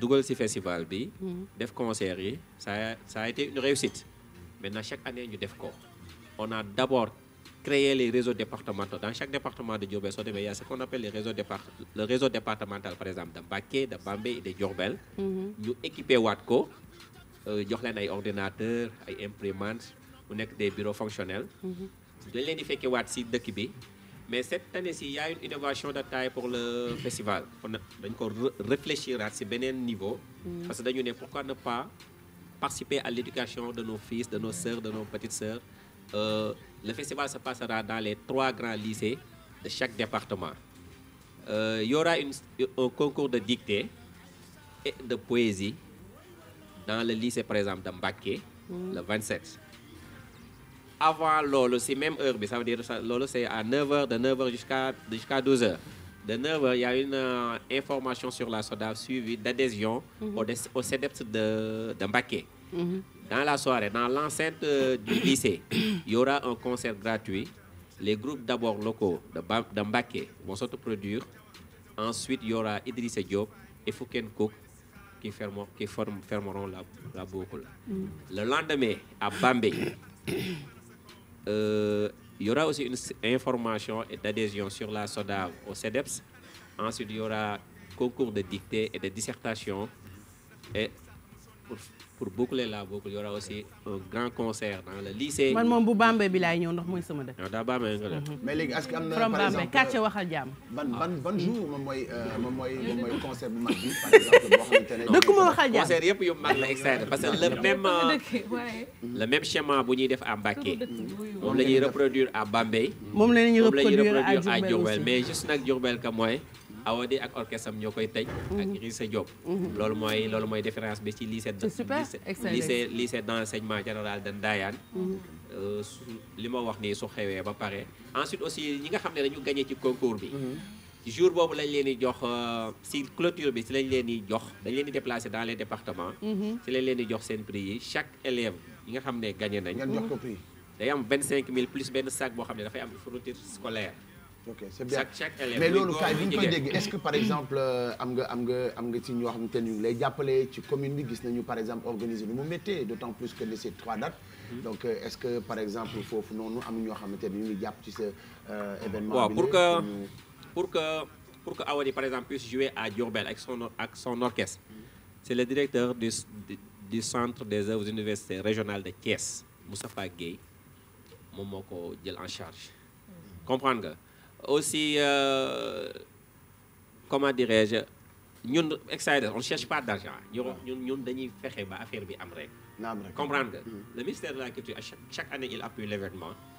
y a aussi le ministre Dame Diop qui est le ministre de l'emploi de la formation professionnelle. il m'a dit que il va appuyer l'événement.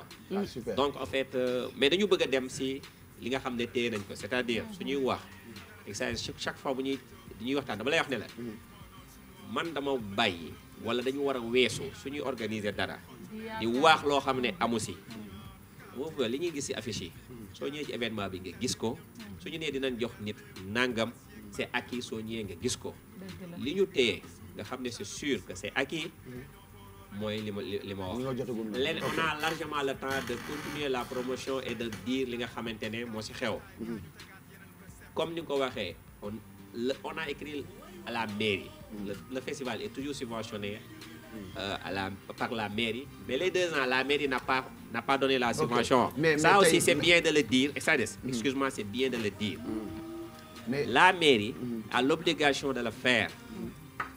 xaalis bi état moo koy jox. du xaalisu mairie bi de c'est des fonds de concours et de comprendre. donc il a l'obligation de subventionner les actions culturelles qui se font à Diourbel. ça c'est le minimum. ok léegi man li ma bëgg a xam mooy par exemple tey ban message ngay lancer par exemple à l'endroit de ton festival à la population diourbelloise. ça veut dire que comme ni ma la ko waxee. festival bi le but de le faire ce n'est pas de chercher de l'argent tout est gratuit. c'est Kaay Production la structure qui prend en charge tout. xam nga li ma la wax yow yaa ko wax ñetti date on fait Mbacké Bambey Diourbel. on dit aux gens venez prenez ça ñëw leen jël ko. ñun on cherche les moyens de le faire. d'abord c'est fait dans les lycées.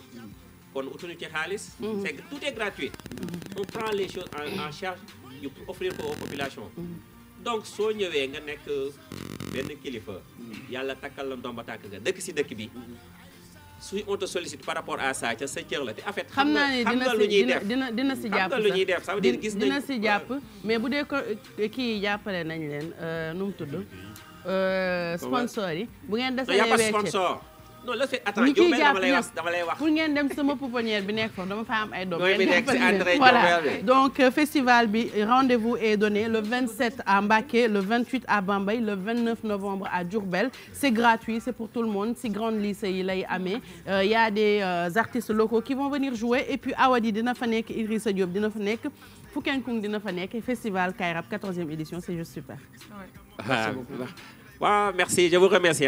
Je vous remercie. Ça a été un plaisir de venir partager et de parler toujours de Diourbel, mon cher Diourbel. yaa bëgg Diourbel. waaw. yow boo paree ñu waxtaan maa ngi yow bokk xam naa bu ñu nee jóg leen ñibbi maa ngi yow àndandoo dem nga wàccee ma Bambey continuer Diourbel. jëmoo Fuuta yow. mais damay demaale Diourbel ndax kër li am naa fa wàll. yaay bokkum Sénégal waaw Ibrahima Malick Dia surtout Fatou Fall laa Linguère mi ngi Yelli Diop xam na fi ma bokk man. waaw maa ngi dëkk ci waaw Yelli yow jàllal ci li nga indi sax waaw yow du min nga kër Yelli nuyul ma ne je peux terminer si vous le permettez. oui. donc pour terminer.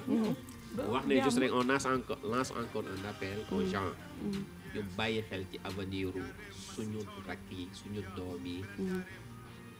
bàyyi xel ci jàngu élèves yi. c'est important da wane image bu rafet bu baax bi permettre nit ñi bu ëllëgee ñu mën a réussir dans la vie c'est important. c'est pourquoi ñu kii waat festival bi dugal ko dans les lycées pour montrer une belle et bonne image de la culture sénégalaise. Merci beaucoup. On donne rendez-vous le 27, Merci le 28, le 29 à Mbacké et di remercier bu baax Excidex nit ku baax la. Merci il a beaucoup beaucoup soutenu le festival. Birahim Kay. Merci. donc di wax rek waa Diourbel fàttaliku leen yéen it bu ngeen feetoo ba pare rek jàdd leen ci pouponnière bi parce que xale yi dañ leen di soxla léegi waa kër Yelli bi la ñuy waxtaanal. waaw surtout Yelli Manel Sall surtout Yelli mu ngi nii toog tey. kii nag moom mooy ki dëkk Bambey ci dëkk bi ñu duppee. waxal jàmm waaye yàlla dogal na ni moom du waxkatu jàmm moom. léegi yéen internet wax leen. bu ci dugal internet dañ ñuy dagg sama xaritu xol. yéen man damay wax jàmm wala du ma wax Sénégal de dama waxagul fi ma bokk. man damay wax jàmm man si jàmm laay dox tout le temps ma doo daf maa bëgg a dugal nii rek léegi let's glow. baby glow bi let's glow baby glow yow exceptionnellement bés bu ñu koy def le soin là on va te le faire exceptionnellement toi Bijou parce que comme booy maquiller tu prends des heures te da ngay sonn te yow borom bërëb nga macha allah donc baby glow mu nekk lenn loo xamante ne en ce moment c'est très prisé dafa xew ci jamono comme nuñ koy waxee tout le temps esthétique dafa am yoo xamante ne dañuy naan ay tendance la donc ça nous vient directement de la Corée ñoom ñoo ko génnee mu nekk benn traitement boo xamante ne ça permet d'unifier et de masquer toutes les imperfections yi nga xamante ne moom moo nekk ci kanam et le plus intéressant c'est d'hydrater en même temps li nga xamante ne moom moo di peau nit ki comment ça se fait di ngeen ko gis léegi ci élément bi nga xamante ne demoon nañ ba Zurich dem ci salon de coiffure ki nga xamante ne moom moo di Aminata Tall ba Zurich moom tamit nekk fa jigéen di fa bay waaram macha allah di représenter bu baax li nga xamante ne moom moo di Sénégal ci côté Suisse la nekkee donc li ñuy def rek dañuy dem xool li nga xamante ne moom moo di élément bi pour ngeen gën a mën a comprendre bu ñu ñibbisee bu ñu retourné waatee fii ci Dakar ma gën leen ko ficcil Xaadim bàyyi ma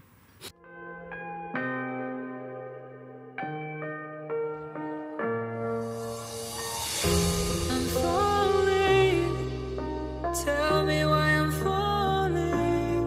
Oh, life's calling. Préparation anti-âge, anti-pigmentation, ça rend le visage lisse et vous avez un visage tout fraîche le matin. Et là, vous ne mettez plus de make-up. C'est une thérapie vraiment très bien. Ça aide beaucoup de femmes. Pour ceux qui ont des acnés, la pigmentation, les problèmes de la peau, ça ne se voit plus. Et vous êtes magnifique avec. Là, on commence. Je commence par le mélange de Baby Glow. C'est un mélange de liquide, de make-up. Et on la mélange par rapport à la peau. Vous regardez la peau, la couleur de la peau, comment ça va aller avec. Là, je le mets sur le visage. On me masse. I'm falling. Tell me why I'm falling. Oh, life's calling, but it's hard because I'm falling. I'm falling. Tell me why I'm falling. Oh, life's calling, but it's hard because I'm falling.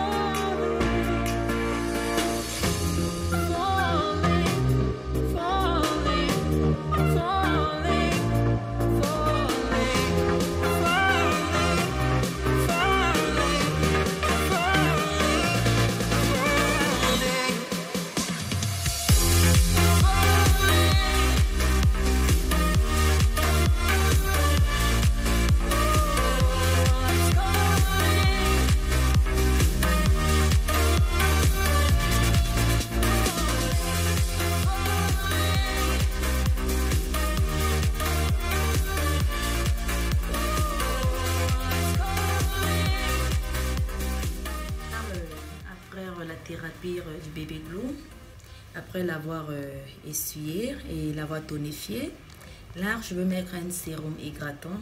C'est très bien ce sérum, je vous le présente. Très bien. Ça, l'acide hyaluronique, il est trop. Started to fall, and where were you? How could I know you were falling too? Grabbing the wind, cutting my skin, but it's hard because I'm falling.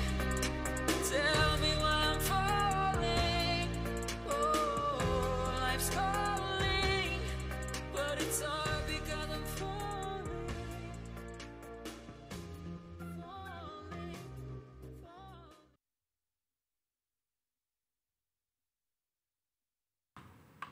voilà pour borom nga ni pour borom bërëb teel yi la. ñi nga xamante ne dañuy jékki saay rek jóg war a dem ñu betti leen comme yow parfois ñu woo la ne la tu as un plateau ni d'urgence wala war nga dem tourner fenn da ngay ñëw rek toog parce que c'est très rapide ba pare li nga xamante ne moom nañ koy defee pour expliquer ko ñu ko comprendre donc mu nekk benn traitement boo xamante ne boo ko defee tu n'auras plus besoin de te maquiller parce que comme ni ngeen di ko gisee dañuy commencer en fait on peut dire que c'est un style de maquillage permanent parce que comme ni ñu ko waxee da ngay désinfecter peau wu nit ki ba pare boo désinfecter peau bi ba pare da nga koy defal nag benn crème anesthésiante. Pourquoi la crème anesthésiante? Parce que dafa am appareil boo xamante ne dafa am ay petites aiguilles yoo xamante ne moom ngay jël li ñu duppee fond de teint bi donc fond de teint bi dañuy jël appliquer ko ci kanamu nit ki grâce à cet appareil là ñu tuddee ko le roller wala doté de micro aiguille moom laa leen doon wax donc roller boobu ngay jël appliquer ko ci kanam bi ce qui veut dire que dafay ubbi pores yi et le fond de teint pénètre au niveau day dugg ci biir pores yi.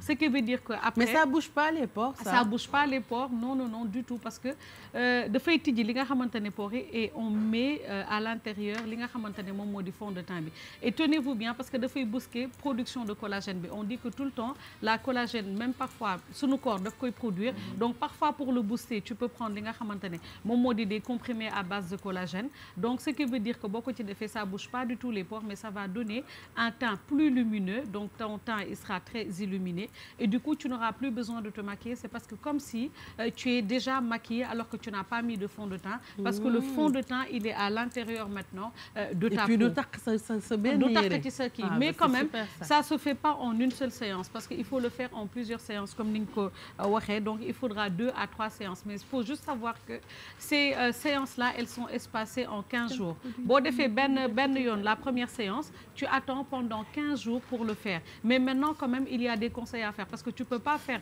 le soin là aussitôt nga jékki saay quelques jours tu vas à la piscine ou bien donc on te demande tout le temps d'éviter d'aller à la piscine ou d'éviter de te maquiller tout le temps parce que c'est du maquillage que tu as incorporé dans ta peau donc da ngay permettre mais soo demee piscine day deñ au fait daf koy gën a gaaw a dindi donc bu fekkee dem nga ba mu tëddal la nga jaral la ñu defal la ko parce que j'ai dit c'est avec des aiguilles c'est vrai que ça fait pas mal mais tu sens que am na leen loo xamante ne day picoter quoi ça picote mais ce qui est intéressant c'est qu'on t'applique avant de faire le soin un produit anesthésiant ce qui veut dire que quand ça buy jam tu sens pas du tout que on est en train de te piquer. C'est un peu sur le même principe des tatouages. Voilà, c'est un peu sur le même principe du tatouage ou bien du microblading, c'est des trucs comme ça en ce moment. Mais moi j'avais une question.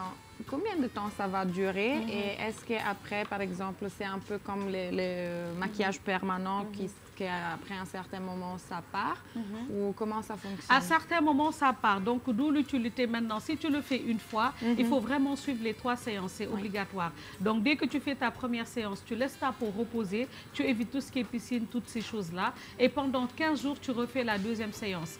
Et après, 15 jours après, tu refais ta 3e séance. Du coup, tu peux le garder pendant 6 mois, tu auras une peau tellement nette que du coup tu n'auras même plus besoin de te maquiller maanaam doo soxla ci sax utiliser li nga xamante ne moom moo di maquillage mais tout le temps quand on parle de ça dès que tu entends aiguille man la première question que j'ai posée non seulement da ngay ragal ils m'ont rassuré avec la crème anesthésiante mais surtout aussi est-ce que ça peut pas causer des problèmes donc après investigation on a dit déjà ces conseils là mooy éviter les piscines toutes ces choses là mais dire aussi que c'est pas adapté à tout type de peau parce que y a des gens yoo xamante ne machallah dañu am li nga xamante ne moom la ñu duppee la peau hyper acnéique alors quand tu as la peau acnéique ce qui veut dire que tes pores ils sont complètement dilatés et après tu as des excès de sébum et donc du coup ce qui cause l'accentuation des acnés et tout ça ce qui veut dire que il est formellement interdit aux personnes acnéiques ou très acnéiques di def li nga xamante ne moom moo di le microblading et aussi à éviter les femmes enceintes aussi ne doivent pas faire ce soin-là parce que ñoom la plupart dañ leen di calculer bu baax a baax donc il faut qu'elles fassent attention mais en ce moment c'est un soin qui est très top pour les gens yi nga xamante ne dañuy yàkkamti wala dañuy gaaw a jóg ou bien ils ne sont pas du tout forts en maquillage ils peuvent se permettre de faire ce soin-là et ils vont pas le regretter parce que la peau non seulement elle sera bien unifiée.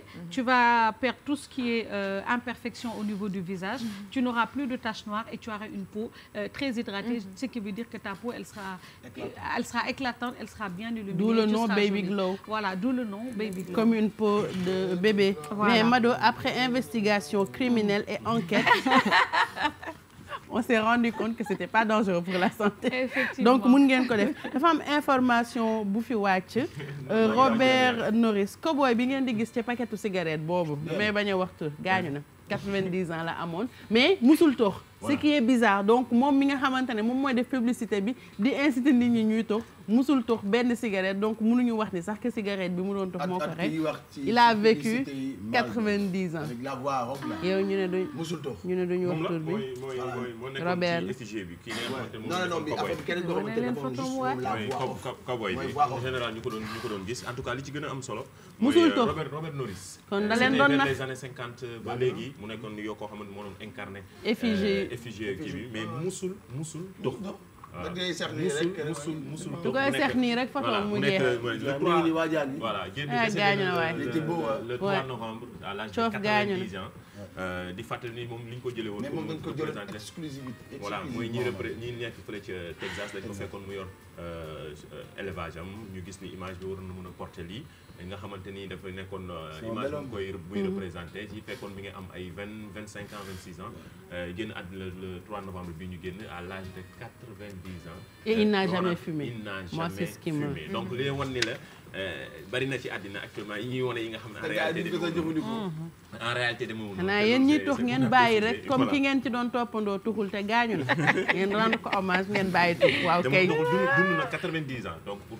loolu yëpp ça veut tout dire bien vrai que gudd fan ak yooyu bul tax ma waxaat leen li cigarette di def lépp yooyu yëpp baax na am ñu fi tiitaat ba bàyyi tux fumer n'est pas bon pour la santé donc ki ko doon représenté muy Robert Norris fumer tue comme tu dis musul tux cigarette ngeen jël exemple ci moom rek peut-être que ñu bëri moom lañ bëggoon nirool ndax gis nañ ko gentleman la cowboy la et tout ça et que c'était tendance oui parce mais que campagne de c'était pas moom lañ jugé ci selon bari na ci ay spécialistes moo nekk campagne de pub bi gën a efficace ci monde depuis plus de 300% sax lañ koy joxe. Est-ce que tu sais qu'à travers cette publicité ils ont vendu le cuir la marque Lévi-Strauss bari na ci ay yi nga xam ne koy représenté du woon rek li nga xamante ne moo taxoon objectif bi ñu ciblé ko mais bari na ci yi nga xamante ne da ko doon représenté daf ci découlé ak représenté ak ñoo xamante ni aussi dañu nekk ñi yëngatu ci wàllu élevage beeg yooyu parce que ñu ngi ko wane woon mu yëg ci kaw sasam Robert Norris génn na àddina le 3 novembre bi à l'âge de 90 ans.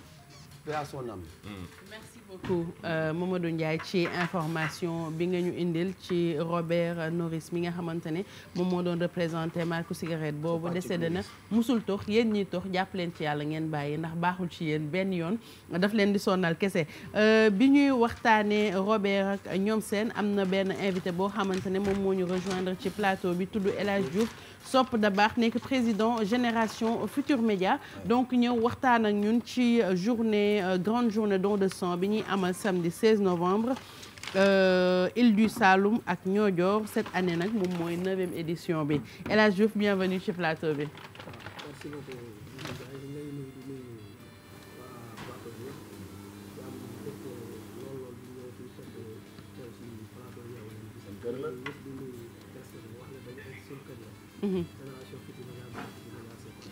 yéen ñun ak yéen ñoo far donc grande journée don de sang la ñuy waajal muy 9e édition bi ngeen koy amal fële ci Île de Saloum Niodior yàgg ngeen fi jaar chaque année dafa dem ba nekk loo xamante ne tradition la entre ñun ak yéen. waaw merci beaucoup Bisou comme ni nga ko waxee rek effectivement dafa dem ba nekk ci bokk suñu programme yëpp ndaxte bi mooy 9e année ñu koy def depuis 2010 ba léegi ñi ngi organiser journée don de sang lépp lu ñu mën a def rek. don de sang mooy priorité bi.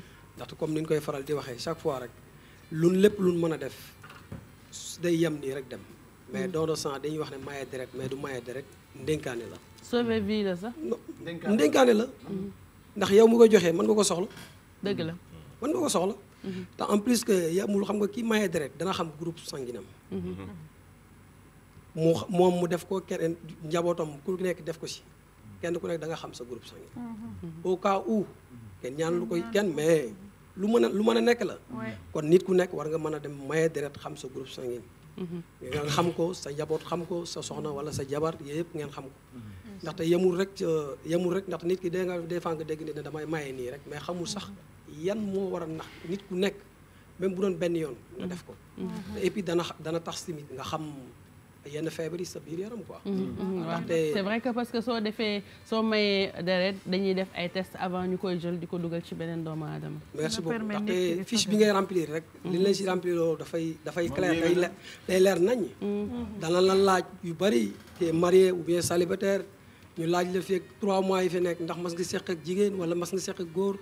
3 mois yi ndax mas nga fay génn réew mi ndax mosoo fay def xam nga yëpp bon.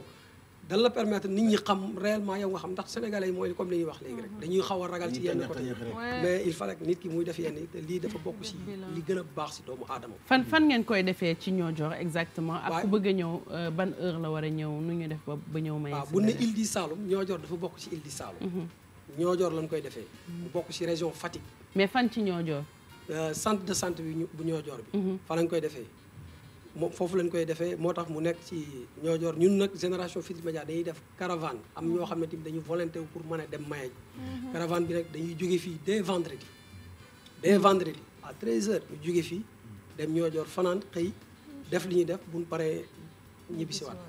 loolu lañ prévoir pour mën ko. comme ci Île du Saloum yi la waa Jifeer tam war nañoo mën a ñëw maye du yem ci waa Niodior rek. alentour bi yëpp ñu bokk ci Île du Saloum boo xamante ne tey mën nañu ko joxe pour ñu bëgg a ñëw te xamuñu yoon wi wala tamit bëgg ak bokk ci groupe bi la. waaw numéro téléphone bi chaque fois ñu ngi koy jàllale mooy sama numéro la. 77 537 60 65. président El Hadj Diouf Sopp Dabakh. waaw 77. 537. 60 65. voilà parce que Bijou nag ñii génération Futurs Médias donc ñoom seen bopp tey ñoo ñuy représenté la ci biti vraiment ñun amuñu seen fay vraiment dañ leen di remercier du fond du cœur. gis nañu amuñu seen fay de dëgg neex yàlla du RFM du L'Obs du TFM du King FM yéen groupe Futurs Médias yëpp lu ñu xew leen ngeen ñëw taxaw. yéen a nekk ci àll bi et tout ça wax dëgg neex yàlla boo leen ci. boole di jëlee initiative ñun mënuñu rek lu dul appuyer ko et puis di ko saluer en tout cas on vous encourage et puis comme nous à l'image du président yaatal rek loolu moom solo te ci ngeen nekk comme ni nga ko waxee xam nga nit li ñuy wax ne nit ku nekk da nga war a roy ci nga da nga war a roy ci ki nga gëm nit ku nekk da nga war a roy ci ki nga gëm sax dafa fort yàlla rek leen war a gëm mais nit ku nekk ki nga sopp da nga ko war a roy te monsieur Youssou Ndour mooy suñu royukaay ñu bu ndee ba bëgg groupe Futurs Médias grâce à moom la njëkk a bëgg kam avant groupe Futurs Médias bi moom lépp lu mu bokk wala lépp lu mu moom rek ñun dañ ciy dugal suñu loxo ndaxte génération Futurs Médias comme ni nga ko waxee sànq newul rek un simple journaliste wala animateur bi wala leneen ndax bu doon loolu rek ku fi nekk boo fi jógee ñu topp la ñun on est là yéenay groupe bi ku fi ñëw fekk ñu fi. kuy dem bàyyi ñu fi. ku ñëwaat fekkaat ñu fi.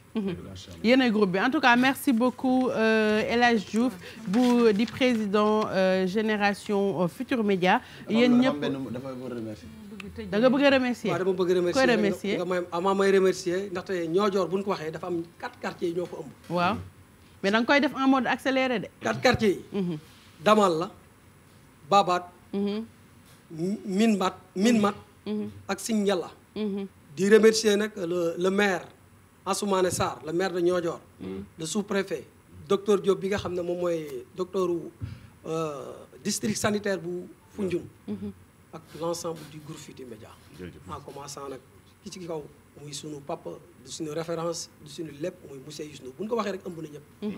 kon dañuy gërëm ñëpp di woo génération Futurs Médias bépp fu génération Futurs Médias nag à travers le Sénégal ñu ngi lay woo. moo ñu njaboote ñun ñëpp moom président Youssou Ndour donc di leen remercier bu baax parce que yéen yéenay groupe Futurs Médias chaque fois lépp lu ñuy def rek yéen a ngi ci ginnaaw di waa génération Futurs Médias boobu merci beaucoup d'être passé sur ce plateau rendez-vous ñu ngi koy joxe 16 novembre 2019 Île du Saloum plus précisément Niodior ci poste de santé ba dem leen fa maye de leen ndax comme ni ko El Hadj Diouf waxee waxuma la sauver des vies dénkaane la ndax li nga mayee mun nga ko soxla ëllëg avant ñuy jeexal dañ leen di présenter les produits Garnier comme ni ma ko doon waxee la dernière fois bi ça je l'ai acheté mais honnêtement il est non c'est super man j'utilise ça en dehors de le fait que ñuy def publicité bi nu muy nooyelee karaw xale yi sax mënoo leen ko comprendre bu mag ñi moom waxi noppi donc bii nii mooy shampoing bi bii nii après shampoing démêlant donc wanoon nañ leen aussi masque bi ak benn diw boo xamante ne comme ñun Sénégal dañoo tàmm diw mu niin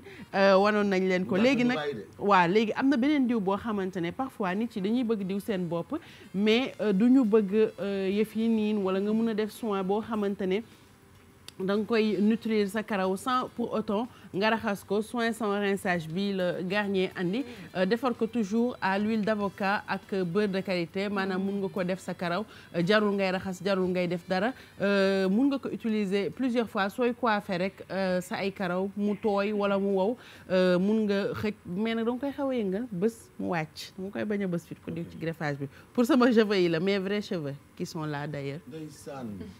Mais c'est mes cheveux Exidex, quel est le problème? Garnier l'a utilisé. Donc jarul ngeen koy raxas bu ngeen ko utiliser dafay tax seen cheveux côté boo leen ko bëgg a coiffer mu demee fa soin sans rinçage la moo ngi nii bokk ci gamme Garnier bi nga xamante ne moom lañ ñu indil mu bëri yoo xam ne mun ngeen ko utiliser muy shampoing après shampoing masque crème pour seen karaw pour nourrir ko ak bi nga xamante ne moom mooy soin bi ngay utiliser sa karaw set te jarul nga koy raxas beurre de qualité bi ñu jëlee ci commerce équitable comme ni ma koy waxee tout le temps c'est ce qui me plaît le plus ndax commerce la boo xamante ne kenn du gaañu ñëppay gagné et puis dafa nekk loo xamante ne dina nourrir te dina hydrater suñu ay karaw ñun ñi nga xamante ne ñoo am cheveux crépus mais Chiara Boulmer Garnier a fait d'autres produits pour les cheveux lisses pour les cheveux ak teinte pour les cheveux courts ça c'est pour les cheveux frisés. C'est bien lakk nga wolof. waaw bii pour cheveux frisés la donc Garnier ça existe partout pour ñi may laaj si. ñuy diw tamit xam ñun dañuy jàpp. waaw donc pour man dama ko testé jàpp. mais xam d'habitude boo teg diw yu noonu ci boo jàppee après da ngay weex fu mais bii moom testé naa ko jàpp naa ci ñaari yoon. yow diw bopp bi nga diw sa yaram. non pas diw bopp de. diw yaram bi diw yaram bi la. diw yaram bi laa la wax de. si donc Garnier pour ñiy laajte fan la am na partout je reçois beaucoup de messages sur internet di ma laaj fan laa ko mën a jëndee. non attendez arrêtez. après shampoing bi am na Exidex diw am na diw yaram mais egsiwul tey. c'est la gamme bàyyee mu dem rek bàyyil mu dem gamme cheveux laa la indil tey bul indi problème yaa ngi dégg waaw léegi am na fépp et c'est pas cher c'est entre les deux et 3000 lay jar c'est pas cher du tout donc vous pouvez retrouver ça partout ci commerce yi dañuy jàll ci anniversaire yi tëjee ko mais avant ñuy dem anniversaire am nañu benn perdu de vue benn xale boo xamante ne dafa réer seen waa kër ñi ngi koy seet mi ngi tudd Mamadou Mané fils de Aminata Camara mi ngi am 15 ans depuis jour Màggalu Touba la réer bu fekkente ne gis ngeen ko mun ngeen woote ci 77 500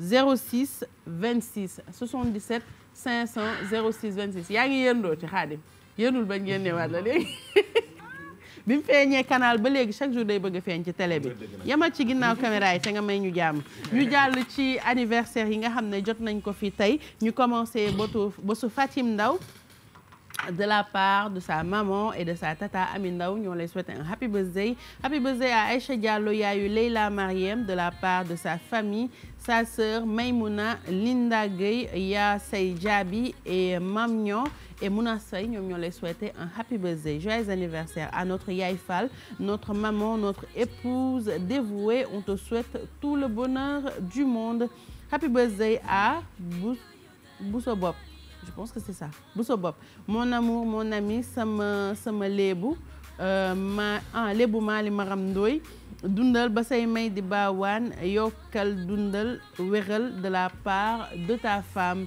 happy birthday à Fatou Kiné Ndiaye depuis Yoff Layène de la part de Adama Sarr joyeux anniversaire à Binta Dramé artiste comédienne maman Adama Sarr te souhaite une longue vie santé de fer prospérité et réussite totale. Happy birthday à Sister, avoir une sœur comme toi, c'est vivre dans le bonheur, dans la joie. C'est de la part de Ndeye Cham. On les souhaite un happy birthday. Joyeux anniversaire à mes chéris adorés, mes jumelles de la part de leur papa, Malin Sonko, technicien à la radio RFM. Donc happy birthday à nos bébés, à nous. Happy birthday à Fallou Galas Thioune, Baïda Roubi, Borom Guédiawaye, Borom Libreville, Gabon, de la part de ta grande sœur Antania Pape Samba. Te nga indi Fallou Galas waaw kay de la part de ta grande sœur Antagnan depuis Libreville. Donc happy birthday à Fallou Galas Thioune Baydaro. Joyeux anniversaire à Sokhna Koura depuis Pikine, santé, bonheur, longue vie à toi. Très bon anniversaire à Madame Thérèse Faye. On lui souhaite beaucoup de bonheur dans tes projets, longue vie de la part de toute l'équipe de GFM, particulièrement de notre part et de ton ami Pape Cheikh Thérèse. Tu es juste adorable. On t'adore. Happy birthday à Thiané Chéri, dundal wéral ba fekkee sa njëriñu jaboot ñëpp. De la part de maman Adama et toute la famille. Happy birthday à David Bey depuis Zac Mbao, dundal wéral de la part de ta femme Thiané, tes jumeaux et Mohamed et toute l'ASC. Happy birthday aux jumeaux Mohamed et Mam Tama.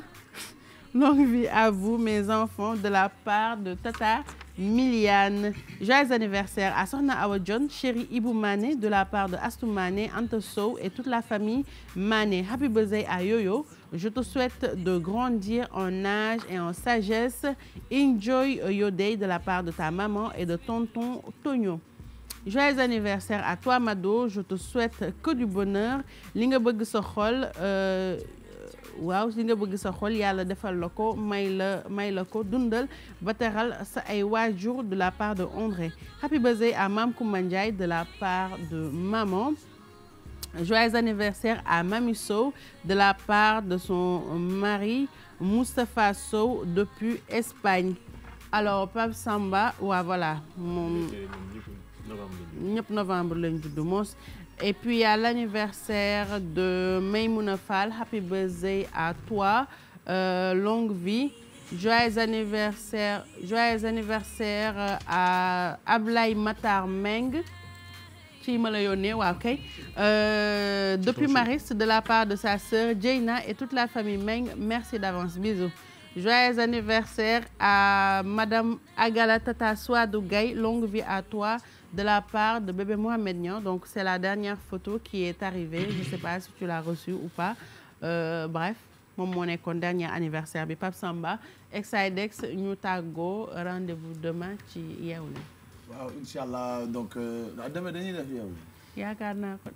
d'accord mais écoute ci information yi ma am. mais sinon xaw ma nag bu amee changement ci diggante bi benn xarit boo xamante may ñu ne ko dafa demoon fenn jënd diw.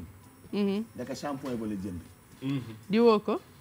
mais ay fan sama waa ji saa yu jàppee rek. di xëpp waxuma la xëpp bi waaye kanam gu taa weeku bi Pape Samba la bu ko nëbbal moo ko jëndoon ñëw. mais Pape Samba man sama bos. kii xam nga lu mu jël. mooy bi ngay bës nii. bii la même bi la mais nii la da ngay bës. waaw boobu man xam naa bi ngay wax li dal Pape Samba li muy dal bari nañ de. mais diw la de Pape Samba. mais xam naa bi ngay wax dama koy utiliser waa. nii la mel. te dafay am na boo xamante ne beurre de qualité la am na benn boo xamante ne grenade lañ ko defaree olive maa xam li ngay wax. ak noonu la baaxee. boobu Pape Samba fuurugu ba xamagu ba.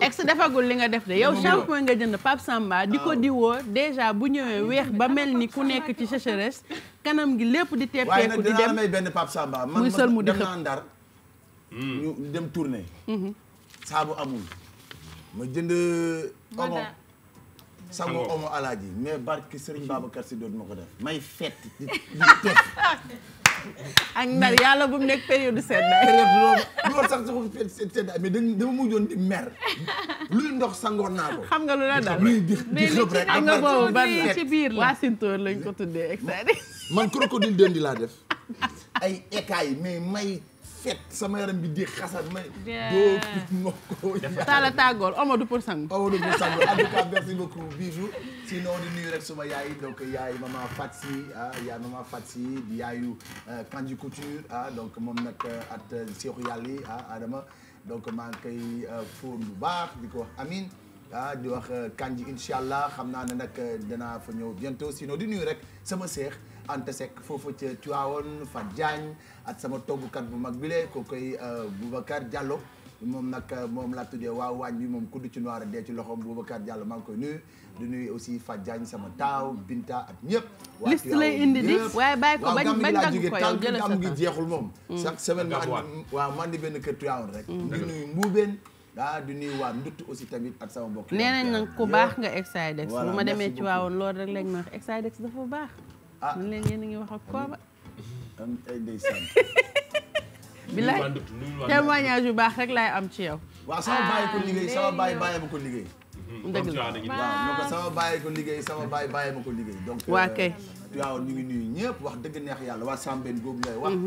donc ñu ngi leen di nuyu bu baax a baax c'est une famille. en tout cas merci beaucoup et à demain. merci à toi Exidex à demain inchallah donc yeewu leen et puis en parlant du gàmmu di remercier bu baax sama maman sama yaayu bopp soxna Bali Muntaxa ndax li ma sañte ci gàmmu gi yëpp moom la merci beaucoup maman tu es juste adorable et puis wàccee boppam vraiment accueillante yal na la yàlla fay daal li ñu defaral yëpp merci beaucoup Chiara. Je vous remercie déjà pour la matinée, c'était un plaisir, je rigole beaucoup ici et je dois saluer les amis de Sandaga parce que bon, c'est une grande famille pour moi, vous ne le savez pas les marchés de Sandaga. Surtout Tupac, mais même les autres parce que moi avec mes prises d'image, etc. quand je vais à Sandaga, ils sont toujours là. Il y a Chiara avec Chiara qui t'a habillé aujourd'hui, j'adore. J'ai oublié le nom. Zadada, c'est très joli boubou, hein, voilà. Voilà, c'est très joli, surtout le derrière. Elle fait de très belles choses. Tu vois, je suis tellement drianque et paresseuse que je ne veux même pas me lever. Oui, tu es gracieuse. Voilà, regardez, c'est joli. Je me retourne, pardon. C'est pas grave. Bon, vous verrez le modèle sur les photos tout à l'heure avec Chiara. Et je salue une dernière personne. On a eu un grand photographe italien aujourd'hui, Marco Gualazzini. Marco. Ciao voilà. Marco. Ciao. Il est ici au Sénégal pour un projet d'intégration entre Sénégal et Italie. Donc on a eu le plaisir de l'avoir ici derrière pour quelques photos. Super. On attend les photos Chiara. Mado. maa ngi remercier waat rek ñëwaat ci sunu yaay ji rek soxna Bali Muntaxa bàjjenu ki nga adorable xamante ne maman moom moo di Coro Mbaar yow yaay loo dund doyul ndax sa dund gi am na njëriñ ndax wax dëgg fa yàlla ñeme ngaa joxe ñeme ngaa terle te yow dañ laa war a jox kon yàlla na sa jàmm yàgg ci noonu tamit ziyaaraat bu baax ki nga xamante ne moom moo di ajaratu Fat Samb borom gàmmuwaat bi di chéri imam moom itam mbokku ndeyu seere sunu yaay ji nga xamante ne moom itam dafa gën mbokku ndeyu Aminata Tall borom Zurich donc yaay ñi ngi lay ñaanal di joxaat rendez-vous fii ak àjjuma wala semaine prochaine ci biir yeewu leen sinon pour la coiffure Glam Style by Mado 77 552 39 78 di remercier nag Pape Samba Thiam sama waa ji nga xamante ne dafa gën lii laa wax gënul neex a fekk Paris gënul fenn monsieur je veux un café et sans sucre s'il vous plaît man yow laa bëgg yow déggoo s'il vous plaît bi muy wax ci kaw waaw daf ma ko jàngal de ma naan ko sama waa ji dama dem mu ne ma est-ce que tu as demandé du café et sans sucre s'il vous plaît s'il vous plaît kon nag Pape dem rek Mamadou Ndiaye voilà merci beaucoup rendez-vous demain inchallah tout de suite nii ñu ngi jëm ci yoonu Thiès xaar ma ñu dem voilà kon di leen jox dig daje suba dara du leen ubbu ci match bi Sénégal Congo inchallah wóolu nañ la ci loolu ñu ngi xaar reportage yeeg yi fay xew yëpp en attendant nga ñu koy yónnee ci réseaux sociaux yi Sophie. oui bisous waa xanaa di leen remercier rek di delluwaat rek ci gàmmu gi di remercier koo xam ni actuellement nii dafa bokk ci man mooy Ina Dem madame Mouhamed Ndiaye Rahma macha allah xam nga nit ku la wóolu rek dafa doy jox la confiance macha allah yàlla boo dajeeg dara lu la ragal. amiin dressage bu macha allah waa kawoon yëpp ñu ngi leen di nuyu di jaajëfal aussi Mouhamed Ndiaye Rahma borom kawoon remercier bàyyiwuma kenn ku lim daal juum. timu madame Ndiaye Rahma ñëpp macha allah zéro faute chapeau à vous ak équipe bu Sage Traiteur bi nga xamante ne nii moom laa àndaloon à demain incha allah ci beneen recette bisou Ndiaye. à demain dans yeewu leen merci beaucoup. bonjour Mansour. ñi sant booy ñëpp ñu ngi leen di nuyu. ak sama waa ji neex a àndal. booy waaw booy. yàlla na sa jàmm yàgg. booy yàlla na sa jàmm yàgg. mbokk day Coro Mbaar. merci beaucoup Andela pour la coiffure son téléphone c'est le 349 27 73 merci à vous de nous avoir suivis merci équipe yi nekkoon ci ginnaaw ñoom Khadim ñoom Djili ñoom Pape Samba toog bu Sëñ Fallou Babacar Bey Adja Digital borom ndekki bi nee naa leen du ma ko nuyoo te añ lay indi léegi en attendant madame Guissé aussi on te fait un gros bisou et puis merci beaucoup waa Digital wax naa ko Adja sama rakk boobu merci beaucoup service sécurité bi jaarale seen remerciement ci Père Assane Ndong chauffeur yi nga xam ne ñoom ñuy jël si ñoom Raphaël ñoom Kacades Ablaye Kalbi Khadija pour le maquillage merci beaucoup à Boubando pour la production Ndiaga Ndour aussi pour le taawi nopp merci à vous de nous avoir suivis ne quittez pas bu leen zappé toog leen ngeen xaar Eva Tra ak équipe am ñi ngi ñëw ak wareef ak thème yu am solo merci beaucoup et à demain inchallah